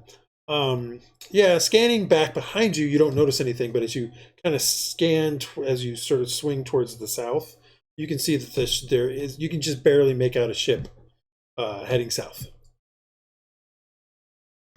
And if you check They're again, heading south, guys. check again 15 minutes later, you just don't see it. Like it's hard to find. It's so hard to find, it's not worth looking. Well, good. Maybe we can relax a little bit. Smash. No. But that being said, give me a survival check as you guys start to traverse the Margali Gulf. You only need 1 for this, especially when you get that. Ha ha ha ha. All right, so That's you guys, another 25. you guys start to, you guys head through the Margali Gulf. As you're going through it, it's now daylight, so it's a lot easier to traverse and things like that. You can see that there are a lot of small islands here and there, a lot of rocky points. It's not so many that it's dangerous. Like you have plenty of warning, but it could be a problem at night if you were not paying attention or you were trying to go too fast. But you're now more fully in where the Margali Peninsula used to be. Also, for this map, for purposes of this map, and I haven't had a chance to update the map yet, there are some sort of shield islands here, sort of like the Outer Banks kind of stuff, along this sort of part here, and a little bit along here too. So they just aren't on the map currently. And you guys continue on, and about 4 hours later, you Get pulled up on. you guys come around. Within 2 hours, you start seeing Kelvin, and then a couple hours later, you come around sort of the edge of the thing and see sort of the bay, the Margali Bay, as it's called, where you can see the islands that form the city of Margali. Marcus, this is your hometown. Margali is built on a series of small islands here in sort of this sort of a bay, kind of lagoon kind of area, where the Serpenta River empties into the Sea of Tears. It's sort of marshy, swamplandish kind of stuff. So let me zoom kind of in on this. So if you were to look where Margali is, sort of here, it's not perfect on this sort of map because it's right on the edge, but the kind of area is kind of marshy and wetlands and stuff like that. Margali itself is on a series of small islands here in the bay. You know that it is a series of 5 islands. All the 5 islands are named after saints, but the one you're interested in, Marcus, because that's where you grew up and those sorts of things, is the one called Viaha. It's named after the saint of travel, Saint Viaha. And that is Awesome. where Sarah is the dockmaster. Well, that's where we shall dock. As you guys come around and get into sort of the airspace. Can you spell that, by the way? What island name? Viaja. Viaha. Oh, Yeah. As you guys come around into there and you kind of get around this sort of peninsula here and get into there, you can see the small islands and the civilization and the city that is built upon it. The closest one is Viaha. There's sort of one not too far away from it called Esterio, and I haven't named the rest of them because those are the ones you can currently see as you kind of come in. I remind Iylis to get down below and hide. Oh yeah, I should go get down below in my little bilge. As you guys are starting to come in, there's definitely more traffic. Like there is a lot of fishermen boats around here in this bay. There are merchant ships that are coming in and going out. It is very clear that Margali is a very active port city. And just to give you more of an ambiance and an idea of what this is like, I see Margali as basically Venice. So it's built on a bunch of small islands. There's canals all the way through it that are used for transportation. There are some roads and things on the islands, but they're not super big. They're, typically 2 to 3 miles across at the biggest they are. And so just a series of stuff. More than likely, this probably was at some point, you don't really know enough of the history of Margali, but at some point this was probably a series of hills and things before the waters rose. Either that, or it's a series of deltas from the river itself that built up over centuries. You're not sure which. But most importantly, it's home. Yes. As you're coming upon it, you guys definitely see the docks. You can see the city built upon it. This is definitely a large city. The city of Margali houses at least 50,000 people, maybe more. Each island, Viaha, the one that you're from, Marcus, houses at least 15,000 by itself. And like I said, there's like 6 of these islands, so not necessarily all of them are as densely populated. The island that the Duke Cortez rules from is more sparsely populated, as it is typically houses mostly just the nobility and their retainers and things like that.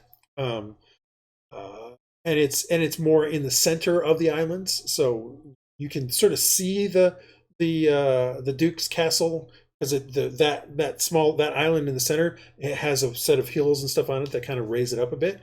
But mostly you guys starting to approach. At a certain point here, you are approached by a rowboat with a guy in it. As he comes up to, as he rows up to the thing, he hails. He's like, "Hey, Essenza, dell'Oceano." Pilot. Essenza or Oceano, whichever you want to call it.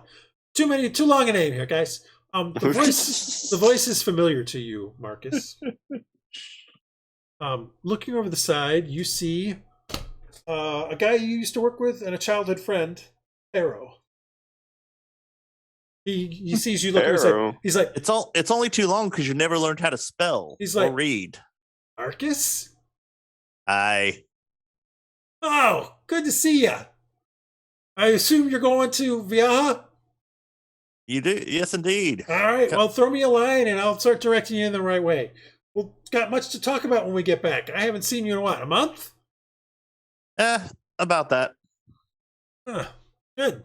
Bet you have lots of cool stories. Stories, I don't know how cool, but not all of them are even always lies. Always underselling. And get the best deals that way. He starts to tie off the rope and starts rowing and starts guiding you guys towards Viaha.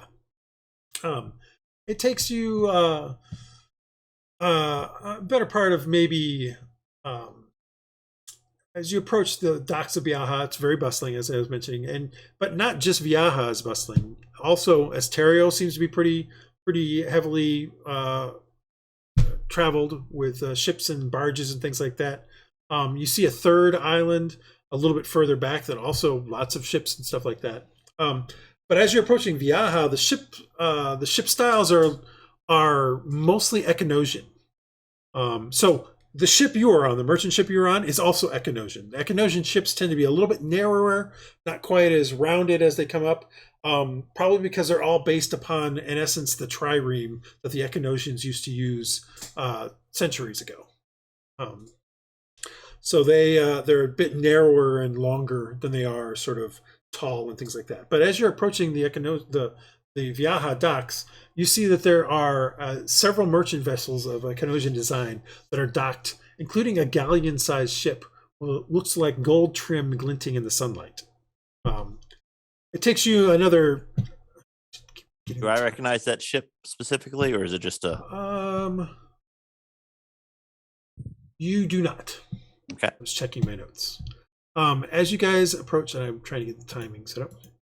So I'm telling all the crew. I mean, telling our group. People who may seem friendly. Some of them are, but most of them be on your guard, as always.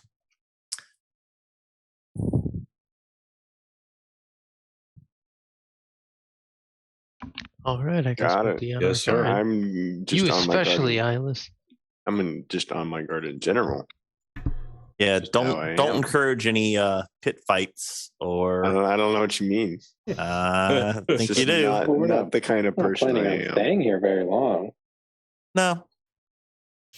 Do we? Yeah. So we don't want to try to get any cargo, right? We're just gonna drop in. Drop Trying off and to go. Drop off, get going. Well, we might want to spend the night because I have a feeling that ship that was chasing us may strike mainly in the night if it actually is the undead, Yeah, some we type might of be. creature. Yeah. Our sails will be better if we recharge them too. They need a long rest. The less time Suppose Rhux we has to can be stay here, the the night. better.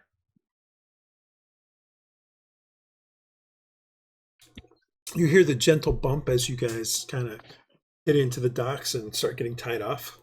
A few moments later, Pero hails the ship.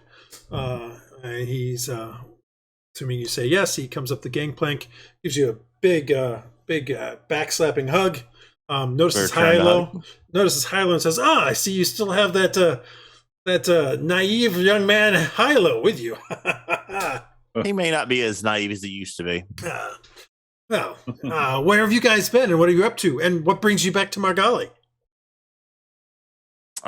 We have business. We have passengers who needed to be here, so Cargo we're and a dropping. cargo to drop off. Well, let me get that started for you. What kind of cargo do you need, and passengers? Who are your passengers? They should probably disembark as soon as they can. I might Yes. direct them to the Beholder's Blind Eye. It's a great tavern. I will have to I'll have to go down and get her. Actually, someone will have to go get her. Galsa, remember, is in the forecastle stuff. Okay, yeah, go. So open the door and let her know that we're here. She's like, "Oh, Were we supposed to give it? perfect. Is Captain Fallon Cristobal here yet? I'm not supposed to leave the ship until the guards show up." We could send someone for him. For her, Fallon is For her, sorry. For her. Uh, Someone to him for her. There you go. No. Captain Fallon is female. Oh, okay. I misunderstood. Yeah. Yes. It's Yes. Cristobal. It's Ferdinand Cristobal's daughter, as we That's right. established last time. But that's good. So It's all good. yeah, we need to get a message to Pero's like, Cristobal? Captain Yes. Cristobal? Yes. See, if I had known that, I would have taken you to Esterio. That's where the Navy is. I'm surprised you didn't remember that. well, I can send for her though. We'll send word. It'll probably just take an hour or two to get them over. It's just a passenger, right, for them? we do it's have some cargo. as well. Well, then it'll probably be closer to the 2 hours. They'll have to bring a barge over, unless you wish to sail over to there. It is good to be home, but I can always take a barge back over. Yes, let's go over there. I'm so happy to be. The sight of home has. I mean, we can just send for the captain. It's fine. They'll just bring a barge over. It's fine. Okay. Well, they're okay with that. All right. We're spending the night anyway. So. Yeah. Yes, you're going to be here, and then you have some other cargo. Is that what you said? And that's when Elsa comes out the door and says, yes, we have some coffee that we are delivering. If I could get your dock workers to start unloading the barrels, I can get it to the warehouse that I need to." and pay these fine crew the rest of their money. And Pero looks at Elsa and is like, "Okay, merchants, gotta love them. All right, I will go get something started. Some men to help you get Marcus off." kind of raises an eyebrow and shrugs a little bit. Pays the bills. Yeah, and so over the next about an hour, they start unloading the coffee. Pero does come back after a little bit, and he's like, "I want to catch up with you after." I mean, actually, before he leaves to go start this whole thing up, he says, "I want to catch up with you guys. Blind eye later." Wouldn't miss it. Sounds good. Sounds good. I would expect Mainly the because you captain. track me down regardless.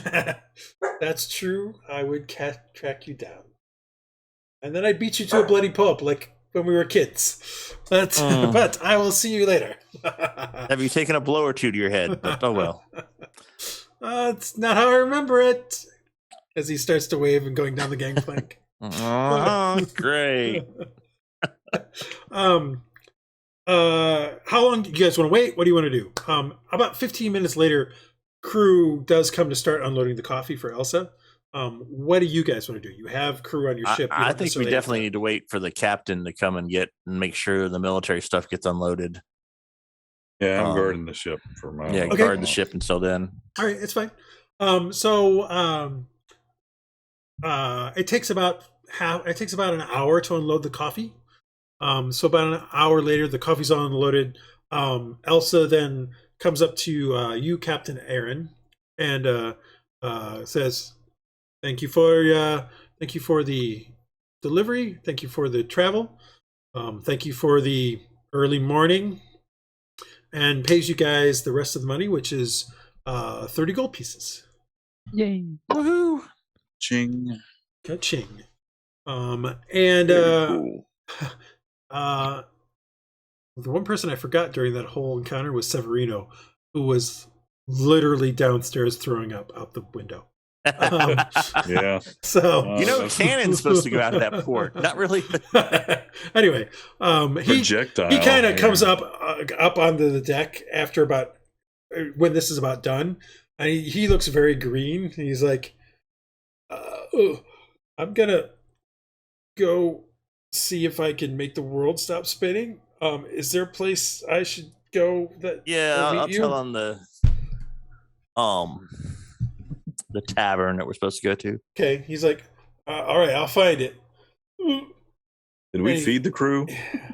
Yeah, Speaking of food. you guys are. You guys have been feeding him. So yeah, he heads down the gangplank very slowly, gets to the bottom of it, and you see him gingerly step onto the docks, and then now the world isn't moving all the time, and you see him swaying a bit, and he sort of sways down the docks, heading sort of in the right direction towards the blind eye. As he's disappearing down the way, you see a woman in a Margali naval uniform pass him by, kind of sniff and look a little bit as she goes by him, along with a half dozen Margali, what you believe are Marines. They reach the bottom of the gangplank, and she shouts up, "Essenza, I believe you have some cargo for me. My name is Captain Fallon Cristobal. Yeah, come aboard." Well, come aboard. We do have your cargo and your what's it called? Passenger. She comes up, and the half a dozen guys stay down there and kind of fan out around the gangplank, kind of set up. Basically, it looks like they're setting up sort of a guard kind of block.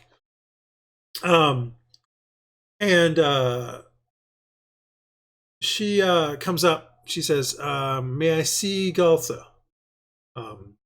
And at that point, Galsa opens up the door and comes out and says, "Captain Cristobal, may we speak for a moment inside?" And Fallon's just like, "By your leave, Captain." To Aaron. It's your ship, so she's not going I'll to just go allow it. do a private conversation. All right, so she heads into there. They close the door, and they speak for about 10 minutes. I sense this trouble. I think our mission just got more complicated. And then the two of them come out. And Galsa and Fallon. Fallon actually comes out with a scroll in her hand, or at least a scroll tube in her hand. Galsa comes out not necessarily smiling, but she looks at ease. Like not like there was any kind of tension or anything like that with this conversation. Fallon looks a little more tense. Fallon Cristobal looks a little more tense, but and Captain Cristobal says, "I've been given the message by Galsa here, and we will get the cargo unloaded. However, she wishes to remain upon the ship. She has understood from your last day that you guys are headed to Calastria next, and she has heard, well, I should let her speak what her business is there, but I guess I would have to ask if that is good enough with you guys." Galsa speaks forward. "I can speak for myself, Fallon. I would be willing to pay, of course. This is not, I wouldn't be freeloading on this. There is something of interest that has I've heard from Calastria." Is this anything you can share with us, or is it top secret? Why don't we go to the cabin? She looks at Fallon for a second, and then she says, "I don't think this is top secret or anything like that, is it?" Fallon kind of just curtly nods, and Fallon says, "I'll get the cargo unloaded. Why don't you discuss with them?" Galsa says, "Hey, why don't we go into the captain's cabin and we can?" Fallon goes down the gangplank and starts talking with the guards down there while you guys head into the captain's quarters. Galsa heads inside there, and she's like, "Oh, this is a much better appointment than what was in the front. No offense, Dresd'a, but you speak a lot in your sleep. I don't know who Hylough is, but she must be a wonderful woman." Yeah, very fond of her. And Rafa? I don't know who that is, but sounds very exotic. Yeah, I've got a vivid imagination. Fair enough. All those romance novels. Fair enough. The romance scrolls. But that's not why we're here. That's not what you want to know. You want to find out more about what is going on with this. Yep. Well, what do you wish to know? Like, I wish to go to Calastria. There is, I've heard through some contacts of mine while we were here in the Gulf on the way, I got a sending that mentioned that there is a new dig on some Malaz ruins on the Blustery Isles that seems to have some what's the word I'm looking for? What's the word Pete's looking for, not Galsa, that have some bearing upon my research. Huh. What research are you doing? Praedyth, are you here?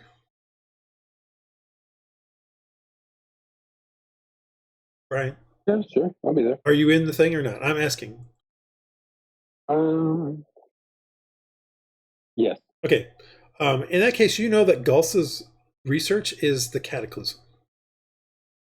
Like, Okay, yeah. Praedyth knows that. I'm just letting Happiness. you know. She says, my area of focus is the Cataclysm. I really would like to know what happened to the Malaz Empire. So, we know so little of it. Sense that this cataclysm may be tied to me needing to seek out the Eternal Eye? I don't know, actually. It's up to you if you're thinking that that's the case or not.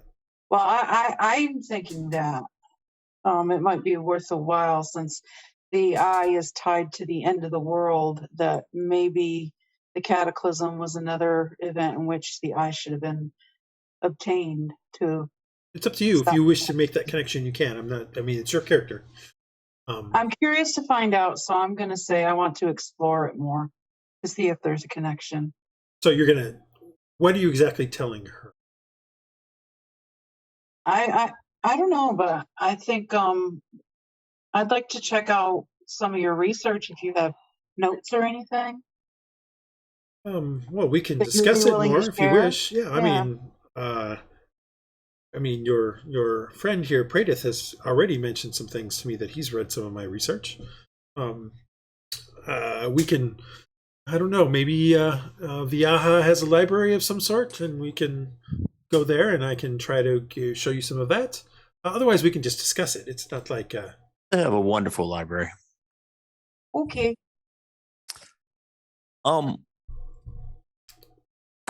I would ask, do you know anything about the creatures that approach us in the night? Do you know why they would be? Do you think they have anything to do with you? I don't think so. I mean, the cargo we have is mostly just Malaz artifacts, so I wouldn't expect them to have it. But Did we see any of the artifacts, or are they all? no, they're all in crates. Can you describe some of the artifacts?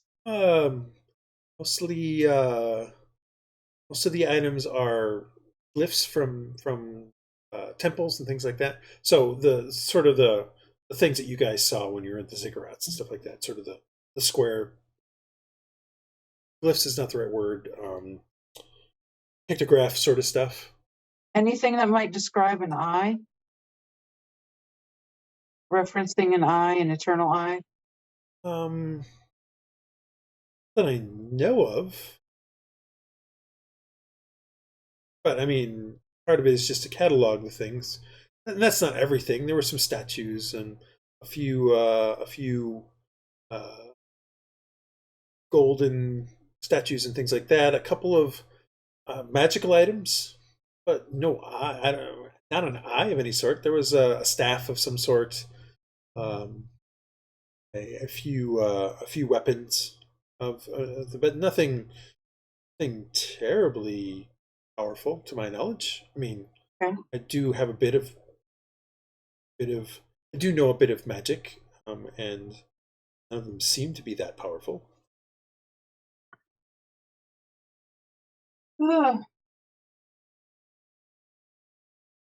Is this something the rest of us should be concerned with, Dresd'a? Well, I'll just tell them that.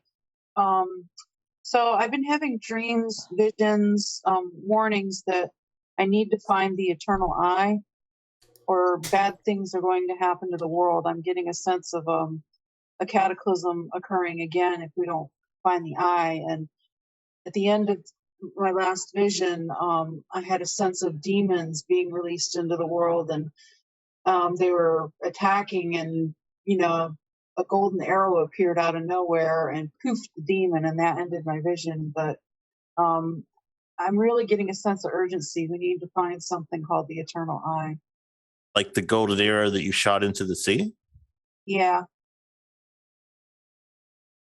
I mean, insight check, Dresd'a.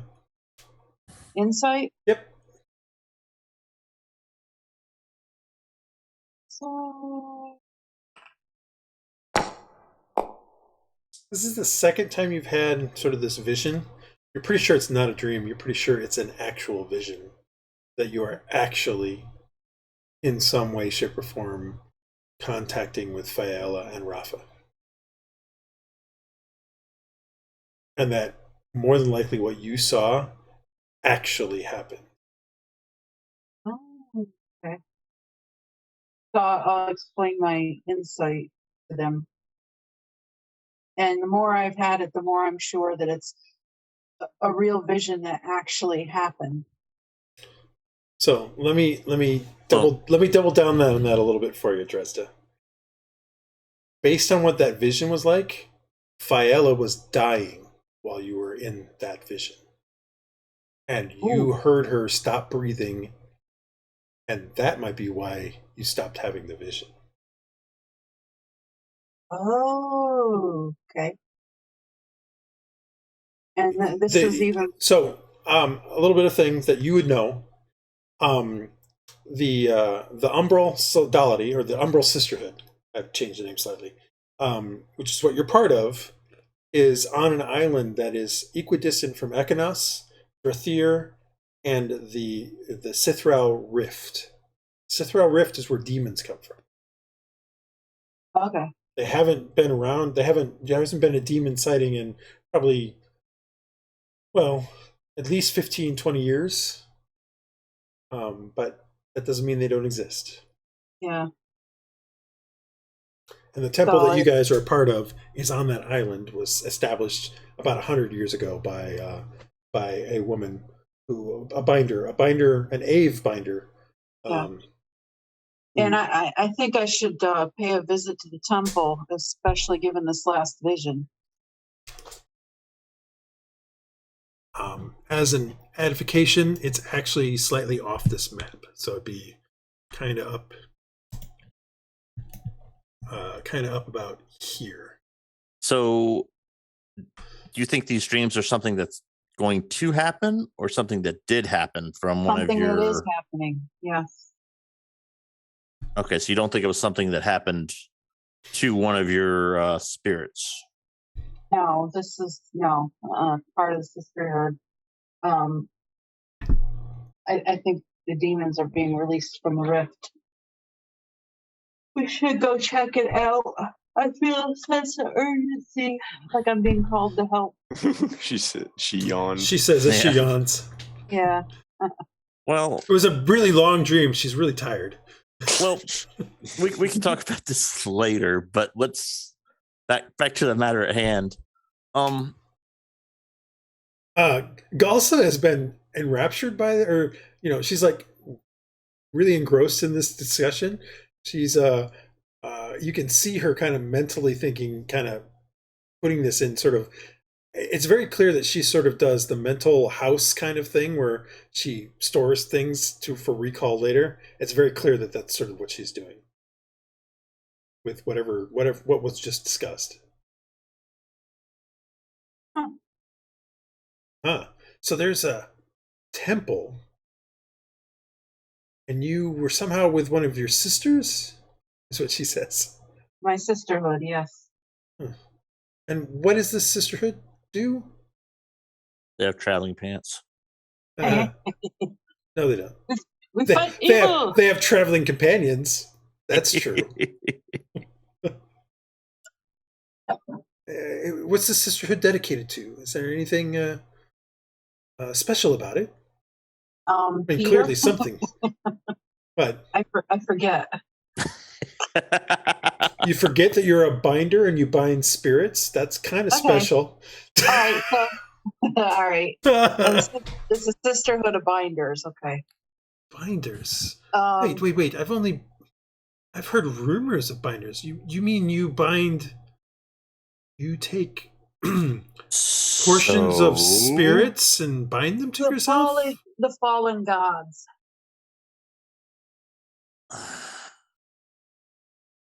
Perhaps we should talk about this later. You only have Corsair currently suppressed, right? Only Corsair is suppressed, yeah. Iylis is still active. Yeah, so she says, "Oh, so the feathers around your eyes are not just part of who you are?" No, and I show them my little minor spirits. They make themselves visible. Right now I have Totem and Chill Guy. Mm-hmm. She's like, "Oh, this is very fascinating. I would really love to travel with you guys for a bit if I could. For no reason to talk to this fascinating woman." Well, although she then says, "However, I'd be a little careful if I were you, this close to the Sorcery Kingdom." Yeah, that's what I was going to say. So am I traveled enough to understand the politics of the Sorcery Kingdom? Well, of course. I mean, you, like I said, pre-campaign, you were already on trying to figure some stuff out that you were already on a mission for. It's just that initially you had amnesia, so you couldn't remember. Yeah, okay. But it's at this point in time, it's fairly common knowledge that the Sorcery Church has an inquisition out for wizards, sorcerers, warlocks anything that seems to be anything that seems to manipulate magic through not through technology. Like artificers are okay. Priests are okay. Although, yeah, priests are okay. I'll keep it at that. What about warlocks pretending to be priests? Still a warlock. If they can figure out that you're a warlock, then Yeah, keep pretending you're a priest. Yeah, exactly. elves, because they have magic that is innate, also Inquisition on them. How do they feel about bards, by the way? Bards are, again, it comes from the technology. Usually it's from Okay. From the music the and music. Yeah, they don't necessarily see that as being Bards are hoes. Okay. what? Understood. Someone's been seeing too many D&D memes, I think. Yeah. So, yeah. Anyway, she's like, So, anyway, about the travel, we are going there sooner rather than later, I believe. Can we discuss this a moment? Or, I mean, you were so desperate to come here. I wasn't desperate to come here. I just have to come with the artifacts because I'm the one that's the expert on them. So now the artifacts have been delivered. You don't need to stay with them and research them anymore? I could. However, like I said, my colleagues have alerted me to a unique find on the Blustery Isles that has a bearing on my research.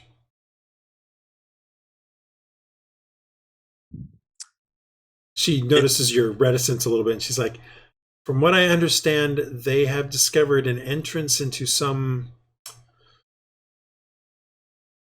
Ziggurat's not the right word. Into some complex that was unknown before. Given my research and some of the pictographs they have found near there, it bears upon my research. Is that where we were? Does that sound like the ziggurat that was in Praedyth's dream? I don't know if a ziggurat in your dream. No. Wasn't there in one of them the temple? Yeah, but that's not a ziggurat. It's a collapsed ruin of a temple that's overgrown. Oh, okay. It is not a ziggurat, however. But we encountered ziggurats on the island. Yep. Where we were marooned. Yep. That we discovered a secret entrance to, or something like that. Or right. Yeah, I mixed the two up. Correct. But this is supposedly on the Blustery Isles. You were not on the Blustery Isles. Well, I have and no the idea Blustery Isles exactly are near where the we were. rift, the Sinos Rift? No. Blustery Isles are near Calastria. Okay, thank you. Well, Sorry, Calastria literally is on the Blustery Isles. Okay, then my next explanation, my next objection doesn't matter. Well, I can we talk about it amongst ourselves? I just would rather discuss it real quickly, but I don't see an issue particularly. And she's like, I look forward to your response. And Galsa heads out. Okay. Closes the door quietly and heads out. Well, she seems a nice sort, and having someone with knowledge is always good, but I'm not sure whether those pirates are after whatever it was that came after us. Probably wasn't after us. Could have been random, or it could have been the fact that they wanted a naval ship to take her. I think they may have been after her or the cargo. What does everyone think? I don't really think that I don't think that they're after her. It should be fine. I'm splashing around in the bilge. You splashing around where? In the bilge. He hid in the bilge. Oh, that's right. Praedyth will use his book to cast sending to Iylis so he can get his vote. Okay, fair enough. What's going on? Yeah, we don't actually tell him to come up. We tell him just give us a vote. I have no idea what's going on. I guess you should wait. If the vote is tied, then his vote Then he matters. gets past the ghost. Yeah. Yeah, exactly. Well, if they were after the artifacts, everything, all the stuff is gone. It's just who is on our ship, right? Right. It's just, do we think they're after her? That would be my main concern. They could be after the other. What's his name? The other gnome? Yeah, the other gnome. I mean, they could be after him for all we know. It could be. It But could he be wasn't after our hired. gnome. There's so many gnomes. But he didn't have a naval ship specifically tasked with taking him to port. Yeah, Oh. I get it, but or That they could have just been Could have just been protocol. after us. They just Could have wanted been. after anything that was living. I am just bringing it up. I'm always about the more fun, this would be something to give us more money and potentially. So we More should money, do it. more money, more problems. The gist is that she just wants passage to Calastria. yeah, exactly. So what's the problem? I mean, Dresd'a intrigues her, so she might want to stick around longer. But Marcus is wondering, do we think that the attacks have anything to do with her? That's all Marcus is bringing up. Well, we don't have any evidence of it. I mean, I can see your point, but we don't have any evidence one way or the other. Right. So how do we know? What if the attacks are due to me in my dream You see, as a part of the sisterhood? So we should leave you only here. Happened one time, so we have no idea. Throw Dresd'a overboard, yeah. Yeah, I don't mean, what if the undead are allied with the Seerly? They could be after Iylis. We have no idea. wow, Again, I didn't realize I had we- opened up this many cans of worms with this. yeah. I think the point is that we either have to, like, it's definitely something to think about, but at the same time, unless they come back. My point is, do we want to take the risk? That is my only. Let us think about it and vote. Well, I don't know if there really is more risk with taking her on than not, because really it could be that it wasn't to do with her at all, and we have the same amount of risk with or without. True. I mean, we're going there anyway, so I vote that she comes. Money is money. Okay. Yeah, I don't mind. Come along. and besides, if all of our gnomes stand on top of each other, then we'll have another crewman. It'll be great. Yay. True. We have 3 that can stand on top of each other. That's as tall as me. I'll get a trench coat. So, yeah, it's perfect. We can finally get into a rated R movie. Hell yeah! Here we go. So yeah, Rhux puts yes because he thinks that it's fine. Does anyone have an objection? And if it's not fine, he's going to make another bone javelin of that when he's done with them. Only you. No, I don't. I'm bringing it up. I actually don't have an objection. I'm throwing it out there. I feel that we should discuss these things before we just say anything. And I just maybe should not reveal quite as much because they do horrible things to people who do no magic here. So she had a valid point. Not here, Marcali. Yeah, but you are getting closer to Seerly. And they've had people attack. I mean, we had Iylis get attacked, so everywhere could be vulnerable potentially. So we take her on. How much do we charge? That's your next question. We'll just go with the standard fee of what we think. I forget how much we gave. Yeah, how much did we charge Flitwick? How much we charged the other gnome, Fizzy Bank or whatever his name was? Do we remember? It's Flitwick. Well, 25 gold you're a day. You're gonna make him pay 25 gold total. No, I'm just kidding. Yeah, it was 25 gold though, which seems like a lot actually. But yeah, I think we actually should drop it down a little bit. Just don't tell him. One gnome's better than the other gnome. Well, I think we had him over a barrel, literally too. Yeah, no, you. Yeah, he had no one else to take him. Correct. So what would be an average? Do I know, or do we Well, I mean, know you what need would to- be a decent? They need accommodations, a place to stay. They're going to need food. So basically, the cost of food, and then whatever the cost of an accommodation is that potentially you would be using for yourself. Do we have enough rations? to Plus, take on another then person whatever for you that? want to add on top of that for your own Restocking here. for your own You want to say greed? Profit. Go ahead. Profit. Say it. Profit is what I was going to say. They all say. Well, while they figure that out, I'm gonna see if there's a job board or something like that. Okay. And should we go ahead and pay the crew a little bit and let them take the night off as well? Pay them for their one day, and that would probably $2 silver each.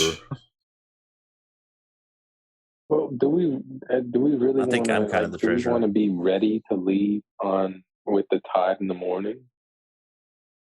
Yes. We could tell them that, but they might want to.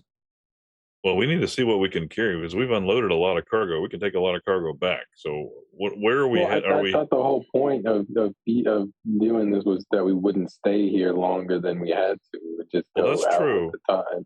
That's true. We could definitely sail out tomorrow. So I could probably find some cargo quickly, but I don't think it'd be worth. Also, remember, you're heading to Calastria, which has the potential blockade on it. Yeah. Yeah, that's the problem. Right. Well, if we could drop something off at Port Hope or somewhere else along the way, I mean, I don't think we should stay longer, but we shouldn't run empty either.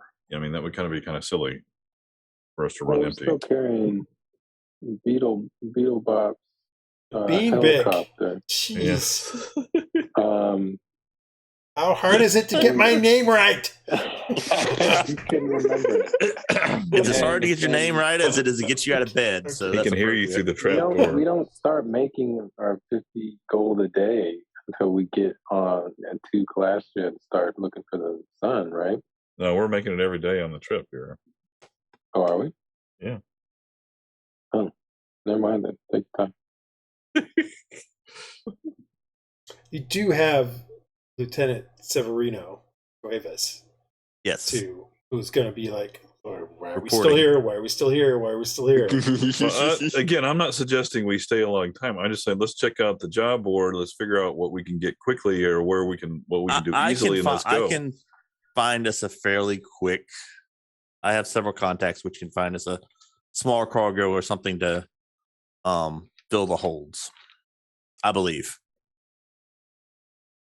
If that's what we want to do. Yeah, that's all I'm suggesting is that we just do that. I don't want to stay here longer. I mean, I feel for Iylis. That we should keep the cargo and try and just go straight to Calastria. I'm sure if we deviate again, Severino will start complaining.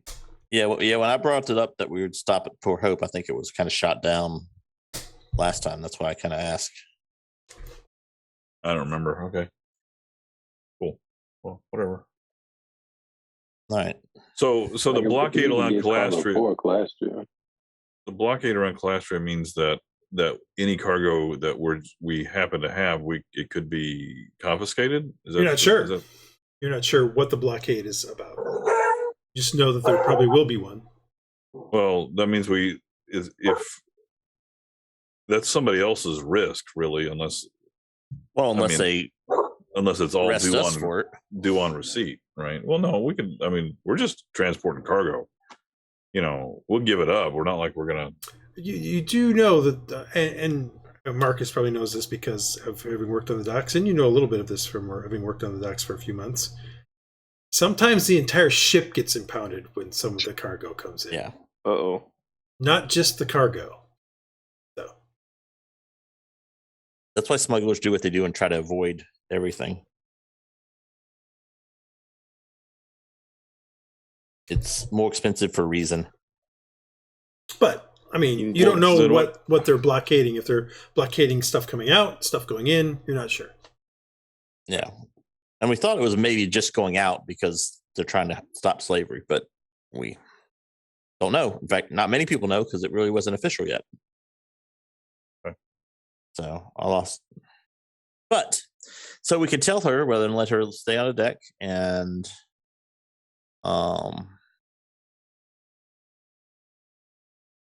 then we could go to the inn.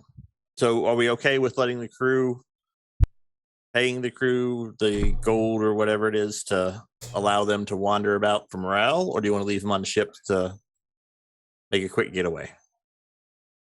We just set a curfew. They got to be back by such time. You know, Okay, that's fine. if you want to. I mean, That at a I minimum. agree. Okay. So The ship I rocks a will little, distribute the money rocks gently, and you as kind they of unload the. they're unloading stuff clearly.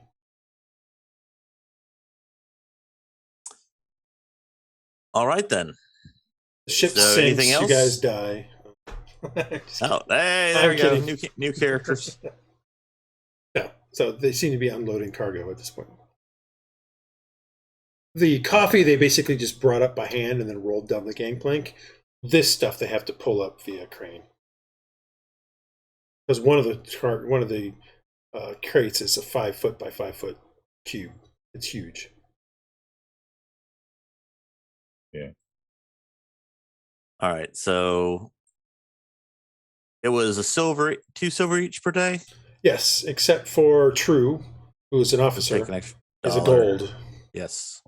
I don't 100% remember if you hired Anwi as an officer or just crew. Because remember, she seemed to have been more skilled. I think we hired her as an officer. Okay. So she would also be one. So 2 gold And then you have like 10. It's like 2 Okay. gold and you have like 8 or, well, how many people do you have? Let's see here. You have,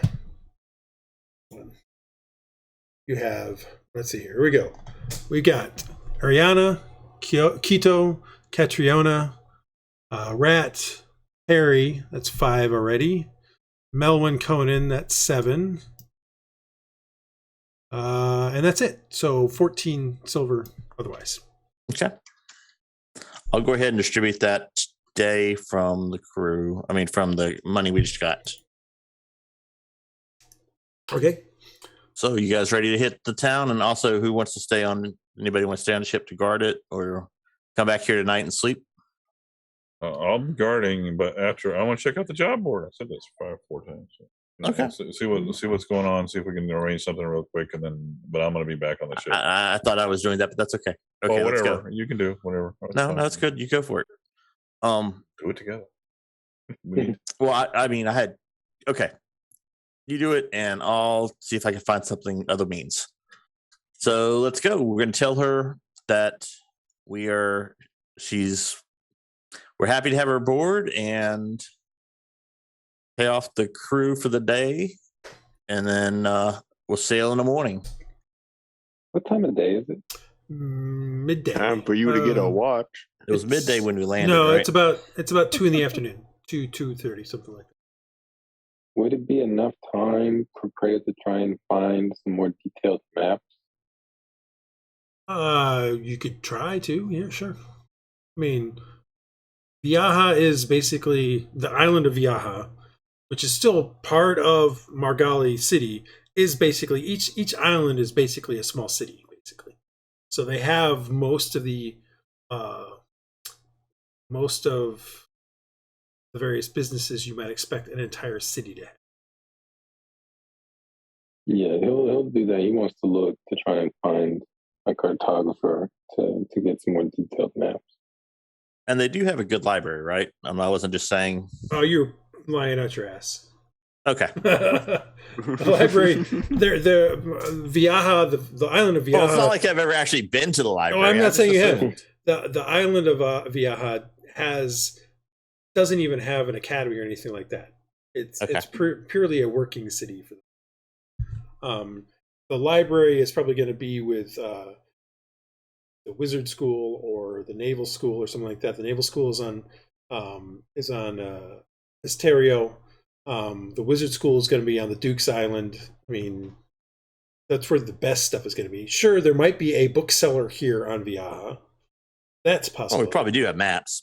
And there's definitely going to be map guys and stuff like that, but an actual library, probably not as much. There might be a wizard or two here who might have a personal collection. That's a possibility as well. But how long would it take them to get to the library on the Duke's Island and back? It would probably take about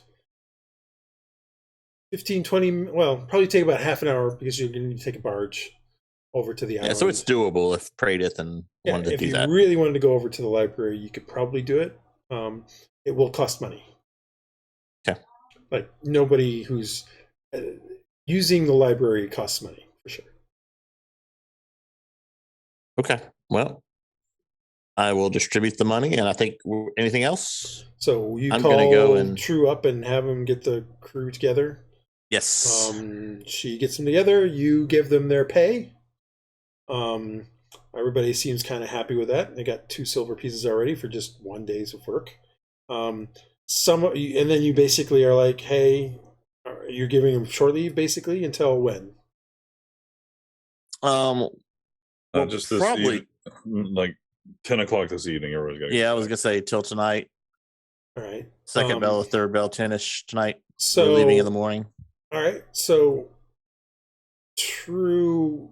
So Rat and Perry are immediately like, oh yeah, and True just glares at them, and they're like, we get to have guard duty as they turn and start walking back onto the ship.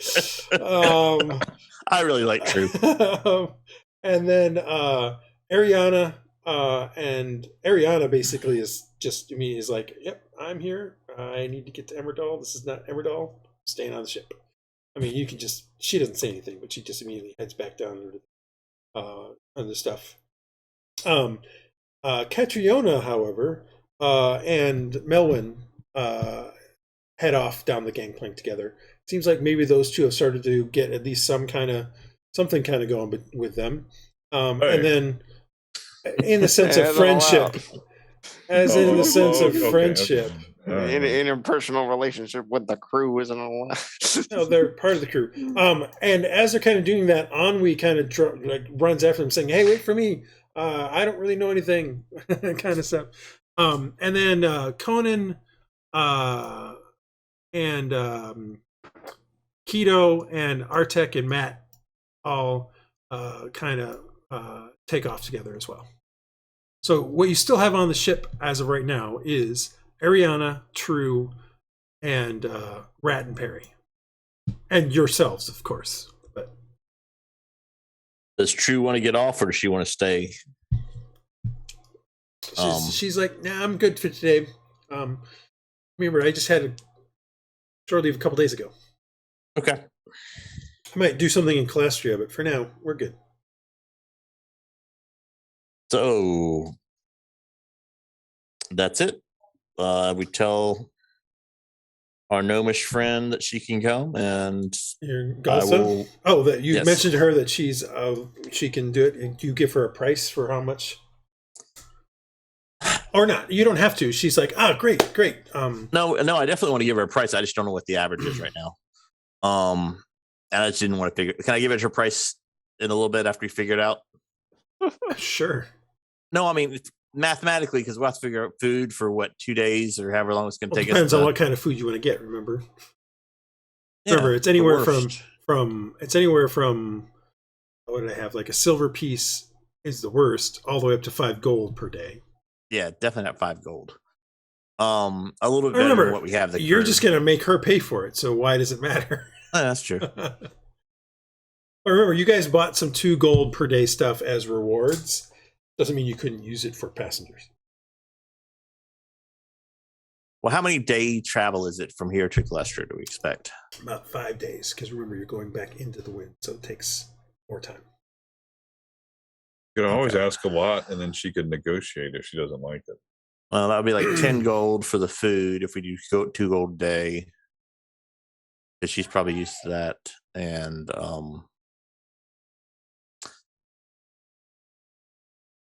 actually, 20 gold doesn't sound that unreasonable. Not really, not from here anyway. 10 gold for the trip, for the lodging, and 10 gold for the food. Sure. Okay, so 20 gold. She doesn't bat an eye at that. She's like, sounds right, great. She doesn't even negotiate. Okay. Ask for more.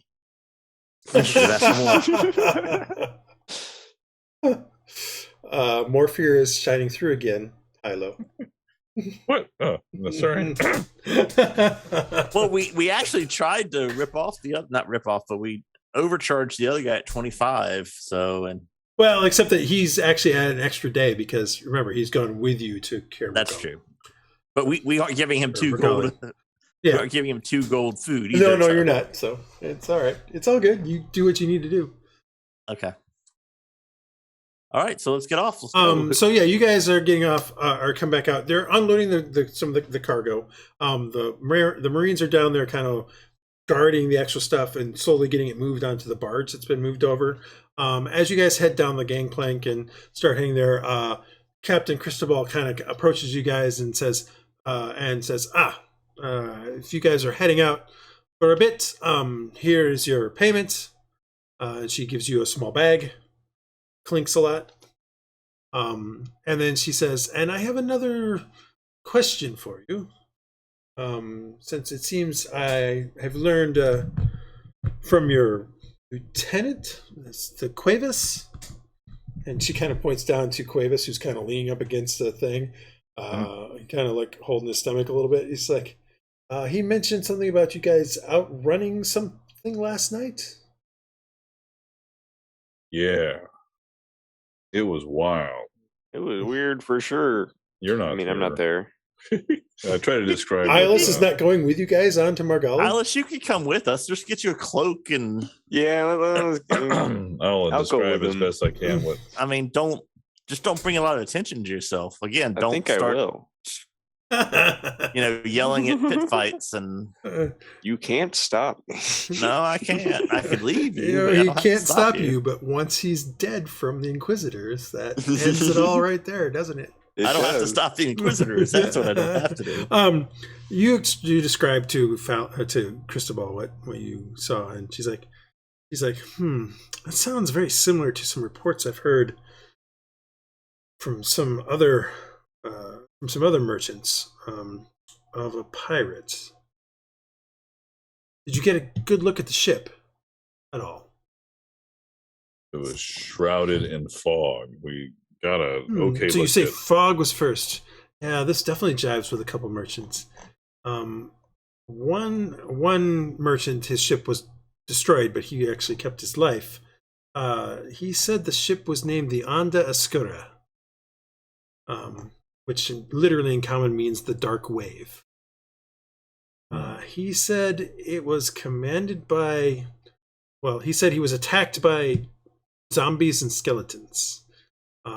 They were led by some strange undead creature that could speak and had some kind of scimitar.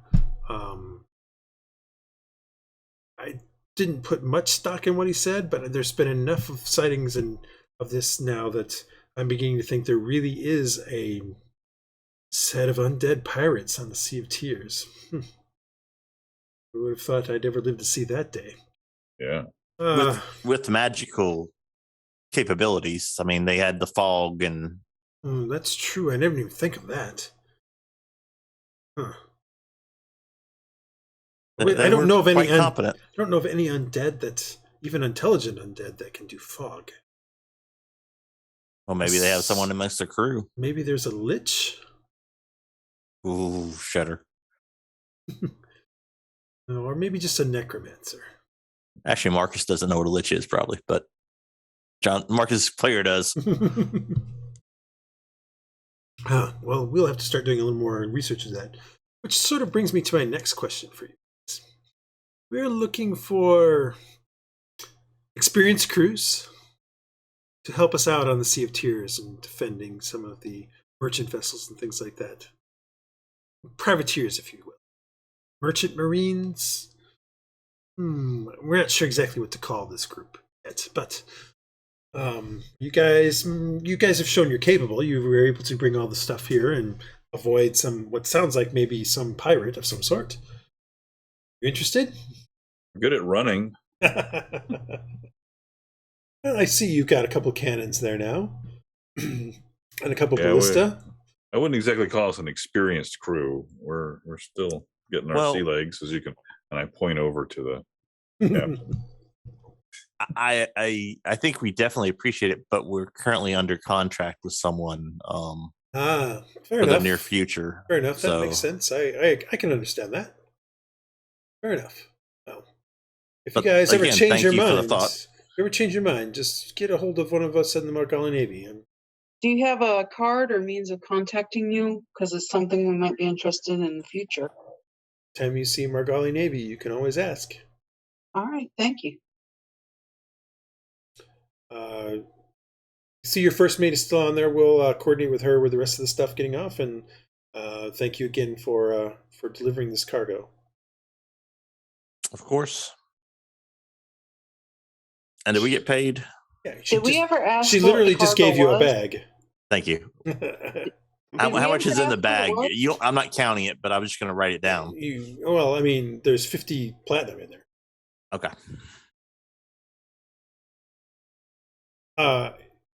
Kat, yes, you got sort of a rundown of what was in it when you were just having the discussion with Galsa. She said it was artifacts, Malazan artifacts. Huh. Some of which were magical. And none of them referenced the eye. Yeah, I remember that conversation. Yeah. Yeah, okay. Yep, that's all. Do we have a lockbox or someplace, strong box or something to keep stuff in? Bag of Yeah, I would holding. think we have something in the captain's quarters where Better we be. can I would buy a assume so. chest. I mean, I would think that's not that uncommon. Mm-hmm. I assume you have something. Remember, you found a couple lockboxes in various places, so at the very minimum. Busted them open. Sure. Not always. Sometimes you pick the locks. All right, so what are you guys doing next? You guys continue on and are going to do what? So, I am going to go to one of the best taverns in town, the Beholder's Blind Eye. Sounds like a great place to go. Praedyth wants to go find the cartographer. Okay. One thing you do notice, and it's very obvious as you're kind of heading down the docks away from your ship looks remarkably similar to the other Echinosian merchant ships along this bay. Interesting. Like, remarkably similar. Like they might recognize us or something like that, or I mean, They recognize that it's one of their ships. We have a type. yeah, they have a type, but even so, a lot of the fittings and things on your ship are very similar to ships that are docked here. So it might be one of their ships that we stole. you know, we stole what was already stolen. So did we really steal it? Well, we did help. I don't know what you're talking time. about. This is the ship. We've got it renamed. We got the papers and everything. We were under duress when we originally helped them steal it. Yeah. Again, we've got the papers where we got the ship, and I don't know what you're talking about. All right. Anyway, so you I guys, wasn't saying it's not our ship. Praedyth is headed towards the cartographer. Does anyone want money to buy stuff? Do we want to get any type of Or fundage Praedyth's early? going to find a cartographer. There's a difference. Map. If I need more money for map, please. Do you want 2 platinum? I don't know. That's how much 20 map gold. costs. 20 gold. All right. I mean, if you want more than that for now? What do you think? No, that's fine. I don't know how much a map it costs. What I do really have no reference. What does Marcus think a map would cost based on what's reasonable, based on his history and what he knows? Oh. I'll be right back. Hell, if I know what a map's going to cost. Depends on the map, what the map is to, and how big it is, and how accurate it is. And Okay. I honestly don't know. I'm trying to see if there is any sort of what's the map cost kind Well, of I'll thing. give you 5 platinum and we can go from there. I'm not saying it's going Yeah. to cost hundreds of gold pieces. That's not true. Well, that's 50 gold, so I mean, I think No, that's... I'm just saying that it's probably not going to Oh, cost yeah, no, it should be tons plenty. of gold. I just just don't know the answer. yeah. That's why I didn't know what the ask you how much to give me. I literally don't know how much it's going to cost. Anyone else have a problem with 5 platinum? I assume not. For what are you doing? He's looking for maps for the ship. I'm looking for more detailed map. Oh, okay. So I can better navigate. You sure we don't have what you want is nautical charts. So Yeah. that may not. Just give him enough money to go get one. No. What I'm about to try to say is that may not be where you may not want to go to a cartographer for that. That's what I was saying. Who do I go for that? Like a harbor master who would know a captain, maybe, or or just a nautical store. It's not necessarily a cartographer. All right, I got one. Let's see. I'm gonna buy one of those. Does anyone want anything else for weapons or anything? Any purchases? There we go. How much should a map cost? I'll get an old fashioned.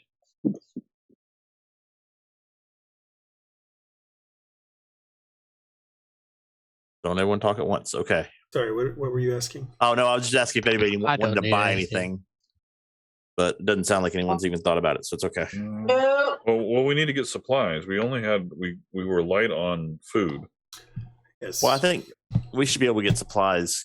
I know the harbor master, so we could find something Okay. there. What about some more ballista ammo? You think we should Stock up. get a little extra? Well, remember, Beanbick had talked to you guys about potentially making your ballistas auto-repeating, and you had two options there. You need, we had to buy. We had to buy. you either need to get gems. 250 gold pieces worth of gem dust, or a 250 gold piece gem. Quartz gem of 250 gold pieces would be good enough. If you wanted to do something that had specific things like a firebolt or something like that, that would be a gem of the equivalent size as a 250 gold piece quartz, but it'd probably be cost more because a ruby the size of a 250 gold piece quartz is probably like 4 times expensive.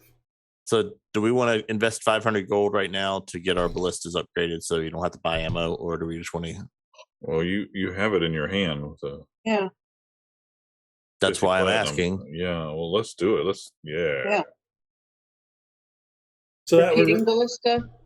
that would require that you just find Get 250 points, and we're just going to do regular. We're not going to try rubies or anything like that.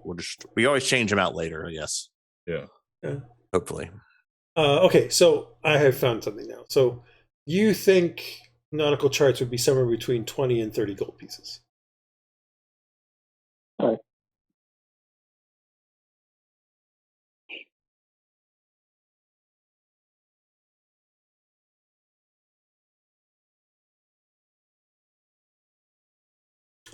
Anyway, so who's heading where? So I'm planning on going to the tavern, although I may stop.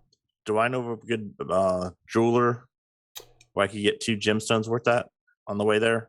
Or do I have any other on the place? way there, but you know of some jewelers here. I have a jeweler here on the island, yes. Or probably on the way dust. there. We might be able to negotiate the dust cheaper because it's to get a whole gemstone that's worth 250 is rarer than just collecting a bunch of little ones and grinding them to dust. That's very true as well. Well, okay, so Peter, this is a question as far as game mechanics. Is that possible that we buy, 150 worth of gold of jewels, but we actually get a better deal on it, so it could be Or used as like- 250? Yeah, ask the jeweler if he's got leftover dust that we can buy off of him. Well, it's spell components, so that's why I'm asking how So D&D will. So the short answer is it has to be 250 gold worth. Okay. So You're going to get a discount on the. in theory, the only way you can do better of that is find 250 gold, an actual appraised 250 gold, and get them to sell it to you for less than that. Which There you go. you have done before, by the way. Yeah. Let's do you that. did that previously with the previous set of gems. Remember, I told you that Yeah. you didn't hoodwink her, the jeweler. She just over appraised them. She praised them high. Let's do that. Talk them down. Okay. Well, I will go and do that before I go to the Tavern. All right, so you're gonna go try to find the jeweler, Yes. who's the son. Well, I guess I'm following you because I kind of wanted to go to the tavern. You guys. I can tell you where the tavern is if you guys want to meet there, or we can all go together. It's out of the way though. The jeweler is out of the way, is what I'm hearing. Oh, okay. Yeah, it's so not if you on guys the want way. to go to the tavern first, I can meet you there. That's fine. Yeah, I'm down I'll for that. also go to the Anyone can come with me. I'm not I'm trying going to to hide the anything tavern or directly. Who Okay. wants to come with me and protect me I from was gonna say. evil? So as of right now, what I'm hearing is that only Iylis is going to the tavern directly, All by himself. This which is is not the exact good. opposite of what you guys have been trying to do. it's a good part of town, trust me. Uh-huh. So here's what I know. Praedyth is looking for nautical charts. Marcus is going to the jeweler. Dresd'a and Aaron are going with Marcus. Iylis is going directly to the tavern. What are Rhux and Hylough doing? I'm going to the job board. Whatever. Oh, Okay. well, The- then the I'll Hylough- come with. The Hylough's harbor going- master. Hylough's going to go to the job board. Okay, so Iylis, come with us to the jeweler, then we'll all Yep. go to the tavern. Yep, sounds like a plan. That's what I was thinking in the first place. What is Rhux doing? The nay. What is Rhux doing? And Fell asleep. Rhux is asleep on the Rhux deck. is He found a either nice patch of Muted, sun. or he is asleep in the ship. All we right. need someone to guard the ship anyway. So All right, so you guys head down the dock. The harbor master is going to be to the right as you come off of the current pier you're on. The jeweler that you know of, Marcus, who you're pretty sure you're not going to be able to get a better deal on, because you know how shrewd the person is, yeah, is further in near the Warrens. Praedyth, give me an investigation check as you search for a place you can buy nautical charts. Mhm. All right, Praedyth, we'll get back to you next session. As it's can going I to take can I you give a him while. advantage by telling him the Yeah, places no. that I would go? Sure. Try again. Home turf and all that. It's been a while since I've been here. Jesus. You really don't know what you're I talking don't. about. I literally. Apparently, I don't even want the chart. I just said I wanted it. No, this is just how long it takes you to find a place. A 4 means it takes a very long time. And so you Well, have advantage, so you're still going to get. Well, I guess you got a 10. Sorry, you got a 10 because you have +6.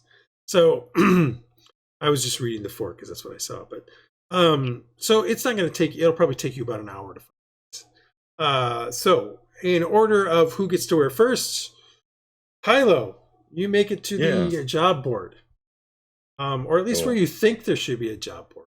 Right. You're pretty sure this is Harbor Masters.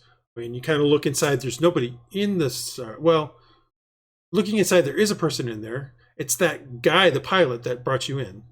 Oh, Or Pero. And Pero looks at you and says, "Oh, hey, Hylough, what's up? I thought we were going to Hey. meet later at the tavern." yeah. No, you are. I was just looking for the job board. Anybody need transport or cargo transported? Oh, you're talking about like merchant transport and stuff like that? Yeah. We don't do that through job boards here anymore. The merchant guilds are now like, go through us. So you're gonna have to go. You're gonna have to go to the merchant guild house. Okay. It's further in. There'll be a I don't know, they call it the ledger or something like that, and there will be some jobs in there. At least some the trading companies will have put up what they need help with. Okay. All the jobs I have here are like, dock workers and shipwrights and stuff like that. That's all I got. Yeah. Okay. Makes sense. Thanks. All right. I'll head on. Sorry. No problem. I'll head on that way. Okay. Yeah, so you're gonna have to go find the Merchant Guild house. So give me an investigation check there. With Somebody advantage gave me because you have been here before. Yeah. Didn't he give me directions? He told Or you did approximately where it was. It's still a rat's nest around here. Okay. It's going to take you a little bit to get there. Okay. As you go through the various streets and canals. Like I said, it's like Venice. It's very I see. twisty-turny and all that sort of stuff. Marcus and group in tow.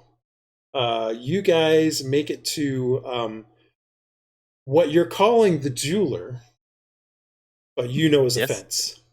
Yes. You It's a storefront, kind of. Maybe. Not for jewelry, but It really you know. is a storefront. There is a store there, but it's definitely a fence. Definitely a front. Walking inside, you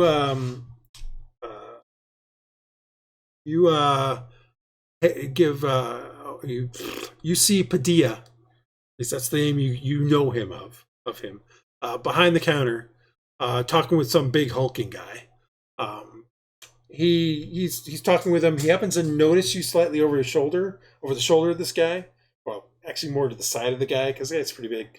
Kind of gives you a brief wink, and then continues talking to the guy for a bit. After about 5 minutes or so, I'll look around for other stuff, just Yeah. pretending, just to browse, not rush him. after about 5 minutes, the guy is like, all right, that's a decent enough deal. And Peter's like, well, of course it's a decent deal. That's the best deal I can give you. How else would it be better? This is a wonderful timepiece. I am sure your grandfather will love it. I guarantee it will work. And he's like, that's an odd thing to say. He's like, no.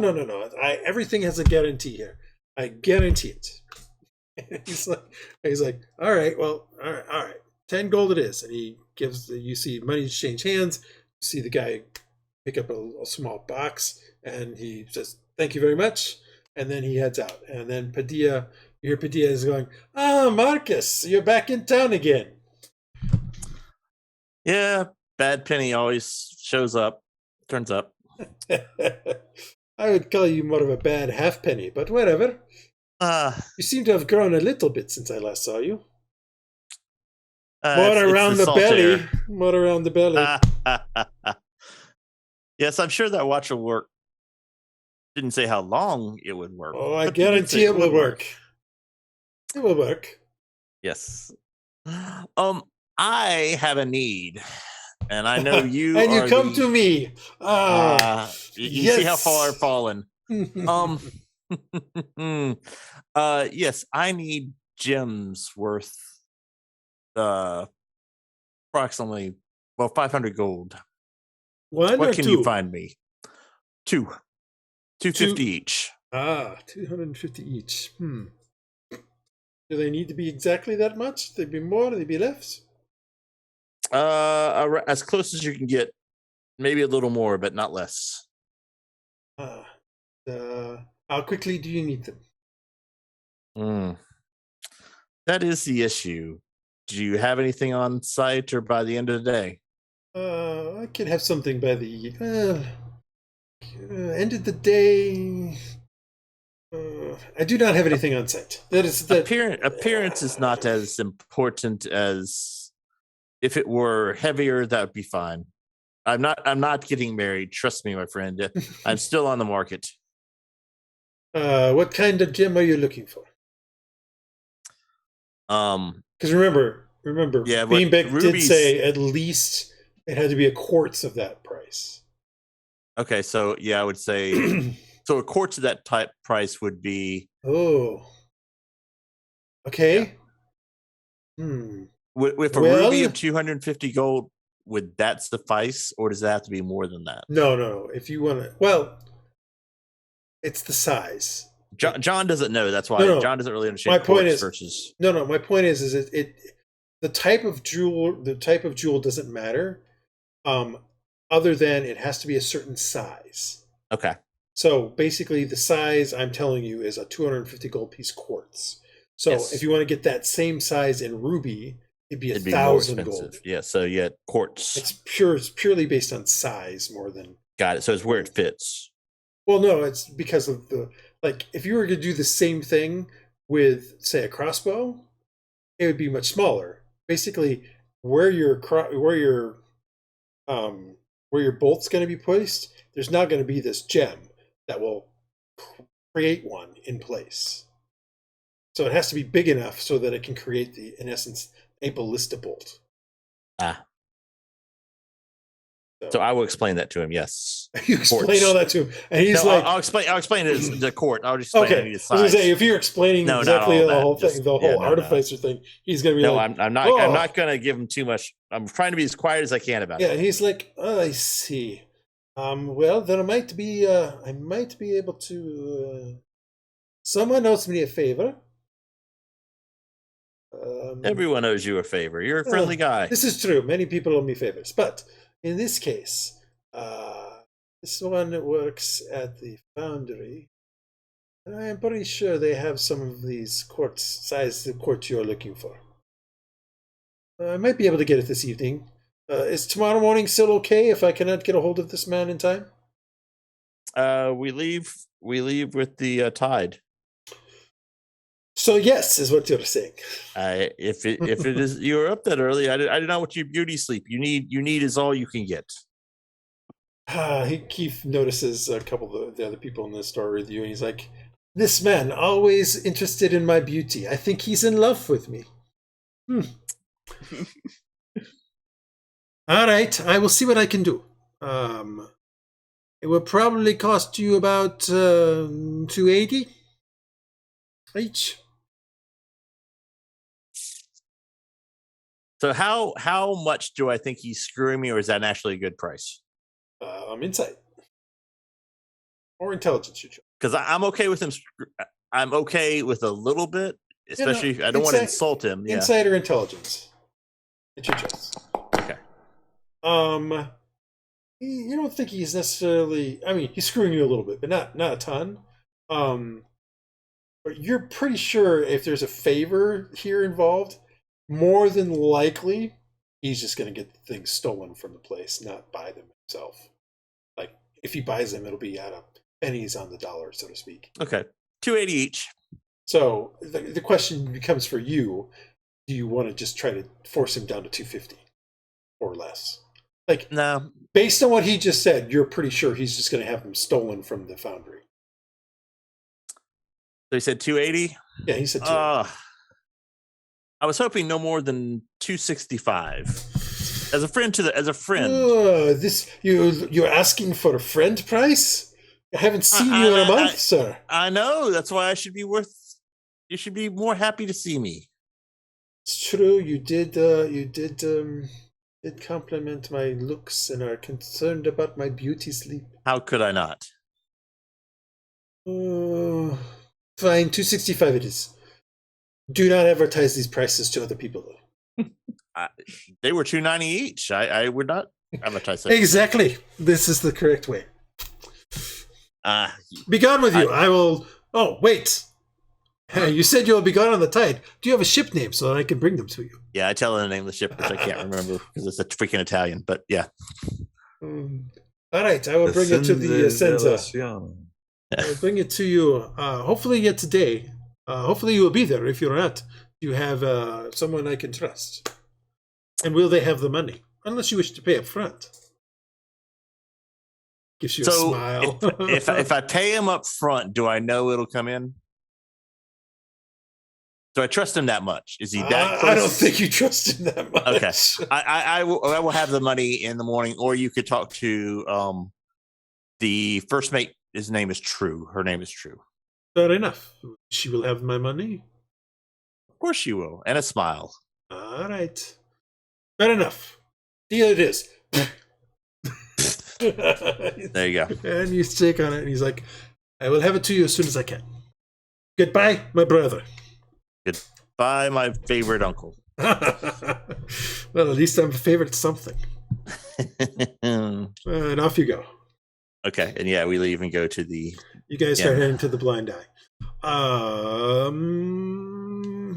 Let's get to Praedyth, because it is only about an hour that takes you to get there. Praedyth, you kind of wander amongst the streets and canals of the city here on Viaha. And This place is interesting. Definitely built up, but the average building is, well, usually the first floor is stone of some sort with wood built on top. Most of the wood buildings that you're seeing on top of everything definitely look like they're quite old in many cases.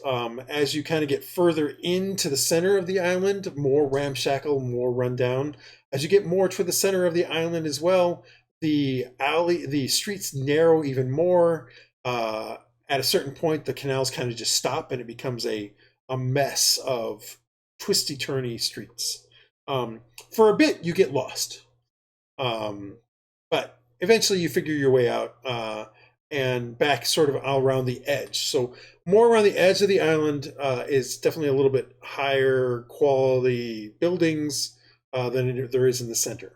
It's a little weird. Usually the center is better than the edge in most cities, but probably because the way that Viaha works and Margali works is that most of the trade and stuff like that goes through the docks and the exterior portions of the city, and so that's where most of the money is for the most part, other than probably the Duke's Island, which probably is where all the money is, or at least most of the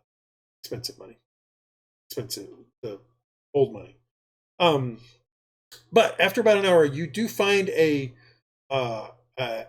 nautical shop, a shop that basically is more than just charts and things like that. It's also compasses. It's also spyglasses, other things that you would potentially buy that are of a more expensive nature. That something like a captain or a navigator or things of that nature. Heading to there, you find an older man, balding, white hair, with a monocle on, who notices you as you come in, and he's like, not many gnomes that I see doing the sailing thing. How can I help you, sir? Oh, well, yes. I'm looking for some detailed nautical maps of the Sea of Tears. Oh, the Sea of Tears. Well, we have many maps of the Sea of Tears, some more detailed than others. If you wish an overview map, that is probably the least detailed, only in the sense that it is the whole sea. If you want something more specific, we do have things of various areas. What are you looking for? Exactly. I mean, if all you want is a Sea of Tears, he kind of points you over to a case where you can see inside one partially unrolled map, which is clearly a nautical chart of the Sea of Tears. It shows sort of depths of sea depths and things like that as much as it can. I mean, let's be honest, it's still medieval times. It's probably the equivalent of the 15 or 1600s in the technology sense of these charts. But what kind of nautical maps do I already have? So you probably have something that was already on the sea spray when you guys first got it. They would have still kept that. Like when you guys were put on there with what's his name? With the guy who wanted to kill you. He would have brought some maps on there. And they probably would have been the equivalent of the map he's got there. This one might be a little like the charts do have to get updated every so often. The chart you have is probably from 5 years ago. This one looks to be maybe a couple years newer than that, so it might be a little bit helpful, but it's probably not super useful. It's probably not. It hasn't changed tons in 2 years. Let's put it that way. Well, so what are the trouble areas that I know? I know the wall, this place that we just sailed through. Gulf of Margali is a potential trouble place. It's not nearly as bad though as the wall. So what do I mean by the wall? If I direct your attention to here. If I direct your attention to here, this right here is the wall. It doesn't show it as well on this map, but there are tons and tons of small little islands, sandbars, all that sort of stuff coming all the way from one end of the Aerra all the way to the other. And it is not to be trifled with. There are a couple of known routes through it. One basically coming through here, one through the northern part, and supposedly there is one on the southern route, but most people avoid it because it seems to be pirate infested. But yes, of all the places in the Sea of Tears, this is probably the most dangerous. That and edges of the Aerra, because that's where the water is starting to fall off and you can get dragged there. You don't have enough wind and or oars. So this part up here, where the name is. Yeah, Faransi is actually just pretty deep. Okay. Yeah, it's literally a sea. It's literally Just relatively open. deep. Yep, it's open water. All right. So I want to look at a detailed map of both the wall and this place that we're at now. Gulf of Margali. Yes. All right. He's like, all right. Give me one moment. And he goes and shuffles through some scrolls in the back and comes back out with a chart of. He's like, this is the central portion of the wall. It is going to cost you 30 gold. And this is the entire Gulf, and a little bit more detailed. It will cost you 25 gold. Looking it over, the wall one is about 3 years old. The Gulf of Margali one, though, looks to have been made, or at least based on the date that's on the map, no more than a year ago. And now I'm going to have to make you these maps. Thank you so much. So how detailed is it? Is it Well, I mean, you're basically taking something that's, maybe about 100 miles or so, 50 miles maybe. I don't remember exactly what the scale of this map is right off the top of my head. Actually, right here.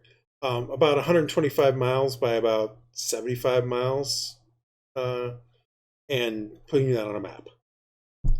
So it's somewhat detailed. You get depths, water depths, and things like that. You're definitely seeing more detail on it than this map, for instance. You're definitely seeing that as you guys came down through this portion here, you guys lucked out. There actually was some actual shoals that you guys must have just missed by going south before going east. Got it. Based on what you saw. Cole got freaking 3 natural 20s during the which thing. Is so just ridiculous. So there's no way you were going to hit them. I'm just that good. No, so there's no way you were going to hit them. But yes, there was definitely some stuff up here that you guys luckily missed during the night. That are not on your map. That are not on the map you currently have of the Sea of Tears. They're definitely on this Gulf of Margali one. And the wall map it's sort of the central portion of it. It's basically where you go through here. Plus a little bit. Is that the route we're planning on taking? It's up to you guys. I mean, that's the main trade route. However, there's a lot of pirate activity been going on for the last month. So, so you said there was a northerly route too. There is a northerly route, which you guys sort of partially took when you guys were put on the ship after you guys stole the sea spray. You guys went through a route that was up here. You could have kept going straight west. However, they took you guys south towards down here somewhere. You never fully made it into the wall, though. Well, you were partially in the wall. You just never made the passage through it. They were claiming that they were going to take you a pirate way through the wall that only they knew. That may be true. It may not be true. You have no idea.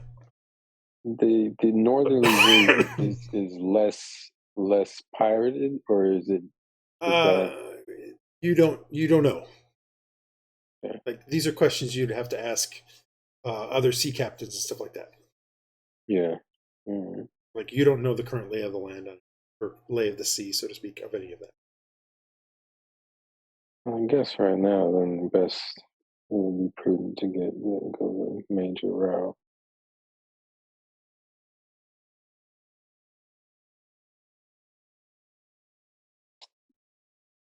That's that route would be quicker too, right? Which route? The through the middle. Yeah. You're looking at 5 days. Well, depends. So when you guys were heading to Calastria by way of Windsmar and Port Hope, you guys came around the south part and up, and we're going to go through here. That would have been 6 days total. If you go from Karamargali over across the northern part of North Run and through, that's 5 days. You saved some time. If you go all the way north and down around to come to Calastria, you're looking at probably 7 days because you're going much further north to and come. All right, and how good does that map look? The middle one? It's of similar quality as the one you have for Margali. Just a little older. Just a little older.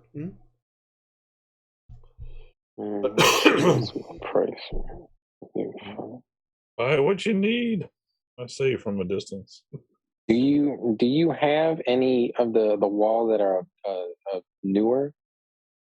Newer than this? No, this is the best one I got at this point. The newest, the latest. I do have a northern one too, if you're interested in it. It's just most people don't want to go through the north side, or at least they don't do it normally. Is that because it's more piracy up there? Why don't they take it? They don't like to go around the. So it's hard to see on this map, but on this map there's that perpetual storm here. All right. They don't like to go around the storm that's up there. And why did I just suddenly become southern? Yeah. They don't like to go around the storm up there, and it's also longer to get to things like Calastria and Emerdal. Plus, I think right now, if I'm not mistaken, more of the Margali Navy is patrolling the middle route than they are the northern route. How much is the northern route map cost? Oh, it's a similar size to this, so probably about another 25 gold. That's 70, right? For all 3 maps? 30 plus 25 is 55, plus 25 is 80. I thought there was 2 25s and a 30. Yep, so 50 plus 30 is 80. Right. I can't do it. Use your fingers. That's fine. No, I thought I heard you say like 33 for some reason. No, 30 plus 25 plus 25 is 80. Right. Yeah, that's good. Let's go with that. I want all 3. All right, so you buy all 3. You now have 3 charts, 3 nautical charts that are a bit more detailed than your current chart, of which is just of the whole Sea of Tears. That being said, I'm going back to that being said, some of the northern chart, like some of this area in here, is not as well defined as like the area here, the area up here. It's almost as if they avoided some regions in here. Is that purposeful that they just didn't he doesn't explore know that area? Yeah, he doesn't know. He just says this is what he got from the people who were making them the charts. Still better than nothing. I mean, yes, you have pretty good detail of the northern part. You have pretty good detail here. Some stuff around in here. It's just some of the things in here that are not very detailed. Right. Well, that's kind of where they said they had that secret pirate route, right? Mm-hmm. Okay. Do we have a compass, right? Nope. We don't know where we're going. Yeah, I have a compass, Going by the sextant. sun. These are tools you might want to have. Yes. Yeah. How much does like a compass or a sextant cost? I don't know. Let us see. Let us take a quick look. That's the wrong thing. Wrong direction. Let's see here.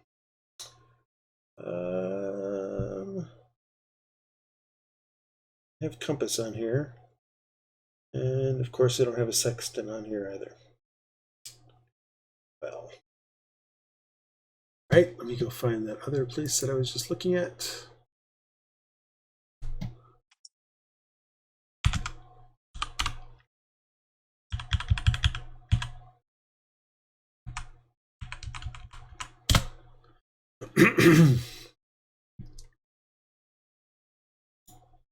Okay, let's see here. Compass costs you about 10 gold.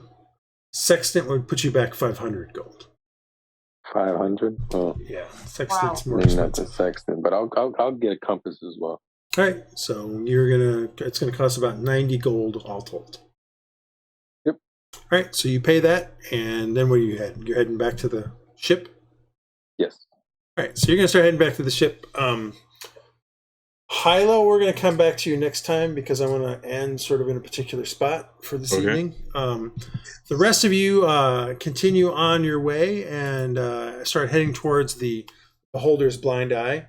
The Beholder's Blind Eye is actually on the docks, but about maybe about half mile from where your ship is currently docked. So you have to come back towards the main docks, and then you start heading down the docks.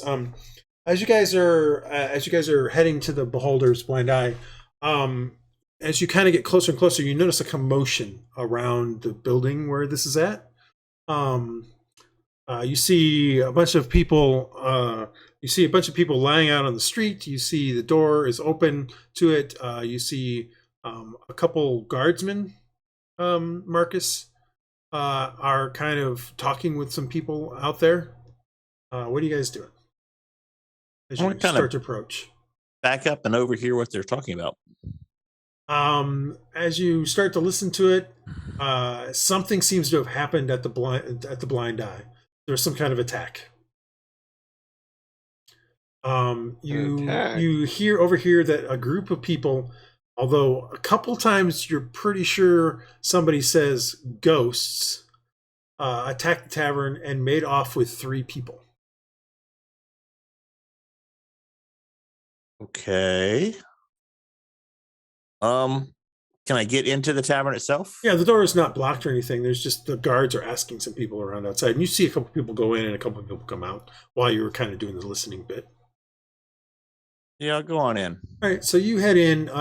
Going into the place, you see this woman. I do a second. Find her.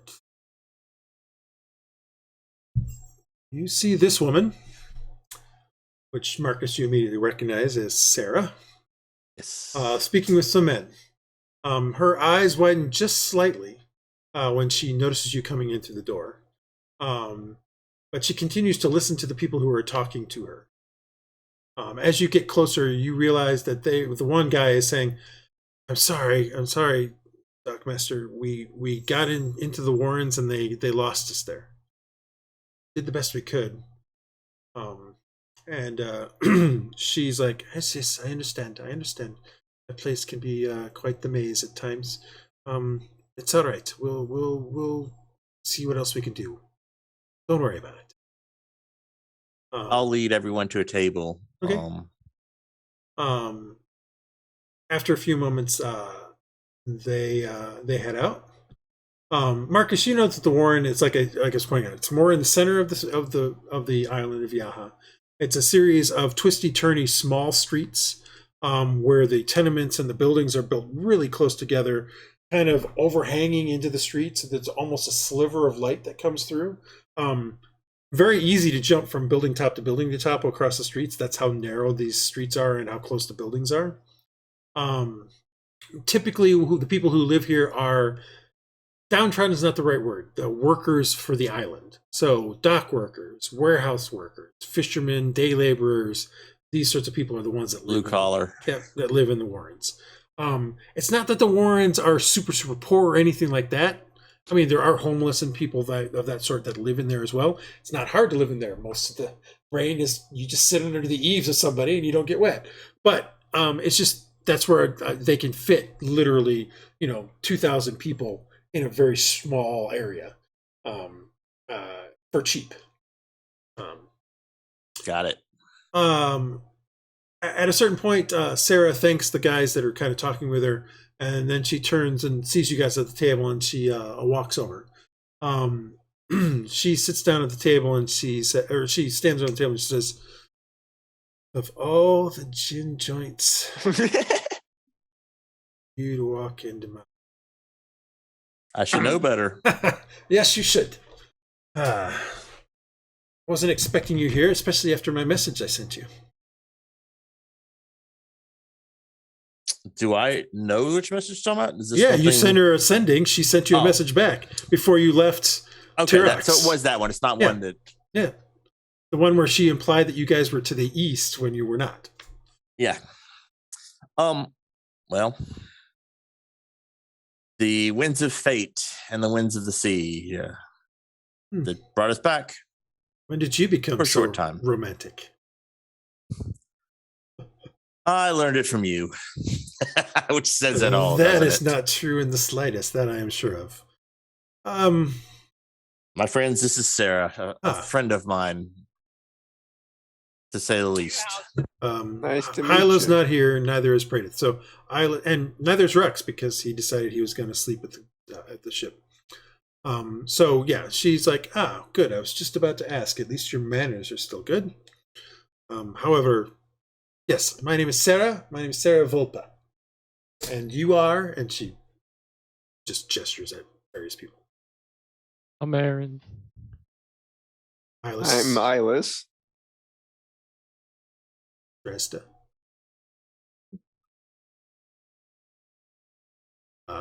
It's like, we've had a small incident. Why don't you come speak with me in the back? No.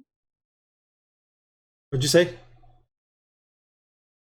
Cat? Hello? She can't hear you. Hold on.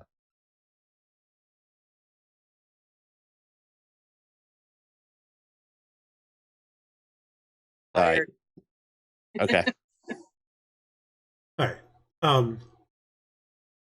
She's like, she says, we sort of had a small incident. A few people attacked here and kidnapped. They should know better. Taken a few people. Yes, they probably should, especially for the people they took. As she's took some of the Miliscosians. And that's not going to be such a good thing. The Lord Counselor is not. And as she starts to say that, a man walks into the tavern, and he looks like this: the ruddy face, the bluish dark hair. Very clear. This is Echinosian. And one that actually seems to have some money based on the dress he's wearing. He looks around for a moment, eyes settle upon Sarah, and he's like, Sarah, I hear some men of mine are gone. She kind of stiffens a little bit as she turns, and she's like, yes, some fools decided that my place was a place they should be attacking. He's like, well, unfortunately, they seem to have taken the captain of one of my ships. Like, oh, I see. Well, in that case, I will make sure that we find them as soon as possible. And you see him say, just the captain is all I really care about. The other two, wrong place, wrong time, whatever. But I need that captain, otherwise, well, you know what I mean. And she kind of nods and is like, I do know what you mean. You give me some time. I should have them. She's like, I should have them. He's like, time is not what you have a lot of. We leave on the tide in the morning. If I do not have my captain by then, consider it off. And she's like, all right, we'll get him. And he's like, good. What I like to hear from my partners. And he turns and kind of looks around at the place and says, place isn't half bad.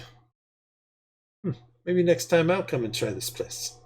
And then he turns back to Sarah and nods. Hopefully we'll see you later tonight. Maybe tomorrow at the latest. Good day. And he heads out the door again. Like, it literally is that fast. She looks over at you guys and great. Why don't you guys come in and follow me? And she heads with you guys into one of the back rooms, one of the private rooms. Okay. And I will go closes back. the door. You guys are welcome to. Yeah, who's all coming? I mean, she sort of implied all of you, but she didn't just say you, Marcus. No, I know. I was just saying. I'll go. All right. She heads in the back there and closes the door behind you guys and sits down at the table. Actually, before sitting down at the table, she pulls out a bottle of something and 4 glasses, 5 glasses, and sets them on the table and starts pouring maybe about a fingerful. Must not be good. You got the good stuff. Fingerful of stuff onto it, and then she sits down in the thing with a kind of a plop, and she's like, "It's the wrong time for this to happen." Marcus, I forgot to have you do something when you saw that guy. Mm-hmm. Actually, I don't even need to have you roll. You actually remember this man. You remember seeing him. The reason why you remember him is because this is actually the man Sarah was speaking to when you discovered that she did some not so above the board things. Uh-huh. This is what originally clued you into that she did more than what she does. This man, when she was talking to him. He wasn't wearing quite the same finery at that time, but it's definitely the same guy. So probably somebody like 10 years ago. Yeah, somebody you don't want to mess with. So she's like, this is just the wrong time. Well, he and I have an arrangement that needs to be dealt with some haste. Do you know who took them? She takes a drink of the stuff, and you see her kind of wince a little bit, and I'll take a drink as well. Oh, it's whiskey. Okay. She's like, it was some locals. They were Morgali, all of them. Although a few people keep on saying they could partially see through them, which seems a little odd. Pretty sure one of them was a guy you used to know, Cristo Opici. The name does sort of ring a bell to you a little bit. A kid that used to run around the docks with at the same time you did. Not necessarily one that you spent a lot of time with or did anything with too much, but you knew of him. He was known to be relatively decent at appropriating things that were not his.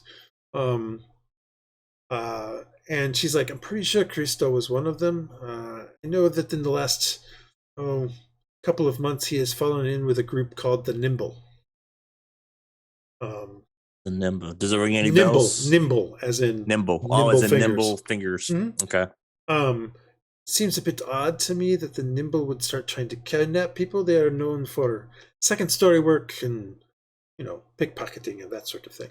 It's a bit weird that they would have attacked my establishment, especially since they know. Well, Who you are. The man I was talking to when you came in, they pursued them. They seem to have pursued them into the Warrens, but they somehow lost them in the twists and turns of the place. I mean, it's somewhat easy to get lost in there, but I just thought these men were better than that. Well, if they're half ghosts, sounds like there may be more than just. I don't know. We got to find this captain before the morning tide. Otherwise, this deal is going to go south, and that could be very problematic for not only me, other people I know as well. Anyway, I'm burdening you with my troubles. How are you doing? Coming and going with the tide, it seems like sometimes. So you did well with the ship. Getting you on that Maiden's Folly was a good thing, then? It has brought, yes, all in all, I met my companions. We have a vessel in port now. and we had some deliveries, doing a little merchant work, using everything you've told. Well, using some of what you've taught me over the years, shall we Do say? your friends know many of these things? No, we're all not sailors, and not many of them grew up in the sea or on the port. Gotcha. But I mean, anything of interest while you were gone? Too much to talk about here, especially when you have problems such as this. And I feel I must at least offer, what can I do to help? My friends and I are here just for the day, but you know the Warrens. You used to play there. So do I know them well enough to think that I could better than most? I have written down Marcus has advantage on this roll, so okay, even without help. So. Yeah, I do. Where were they seen last? I can have you speak with my man, and he can take you to where they lost them, and then maybe you can start there. Have a quick look around. The nimble. If it's the nimble, I know they have maybe 12 members, something of that nature. I don't know what would cause them to start doing this, and I don't understand this whole people seeing through them thing, but if it's true, then maybe something has happened to them. I don't know. I've seen many a thing. Magic seems to be much more a part now, so perhaps a wizard or something is contracted with them. It's possible. I thought I would have heard of something of that nature before that. But you would think. But no, I would love to take a chance. Perhaps my friends would go with. Real quick, Kat, before you go, all of you notice that on the one arm on her hand, you notice a tattoo very similar. Very similar to one that Blinby had. It's not exactly the same, but it's a sort of a kraken tentacle kind of wrapping around her wrist and forearm. You've noticed that at this point. She's like, whatever you can do to help and quickly would be very most helpful. We might be able to see if maybe there is something advantageous in that. I would have to refuse. However, my friends, Oh, my boy. But yes, I could. I will do it now. It's like we have several others of our crew who might be able to help. Let me round them up, and we can go that way. Sounds good. Meet back here, and when you have them, and I can have you work with the man to go find this place. Very good. She downs the rest of the whiskey and stands up and says, "Until then maybe after this we can catch back up a bit more." Of course. She opens the door and heads out. To people, the bar is starting to get back to normal. Some of the tables have been put back to right, and things of that nature. And what are you doing? So now that she's left, I will do this because she's like family to me. I have to be done. Would love company, and it would be very advantageous. She's knows quite a few people and would help us here and with endeavors. But I didn't want to speak to too many of you. But again, I'm going to go and try to track these down. If it's just, it seems a bit ambitious for the group Nimble that I knew of, but it's surprising. So I wouldn't mind backup. It probably might be a little more than I'm expecting. Understood. I mean, I'd like to help. I'm worried about, getting caught, that whole thing. Well, you'll be with us to protect you. Yeah, I think we should be fine.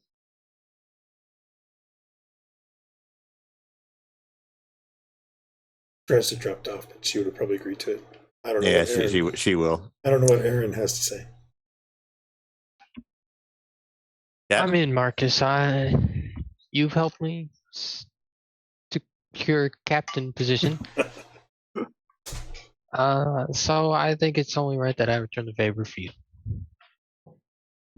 Thank you. All right. Let's go get Hylough and You guys head out. everyone group together. You guys head out of the tavern and head off to try to find the rest of your group. And as you head off into the afternoon sun along the docks, we will stop there with our story for this evening and pick it up again next week.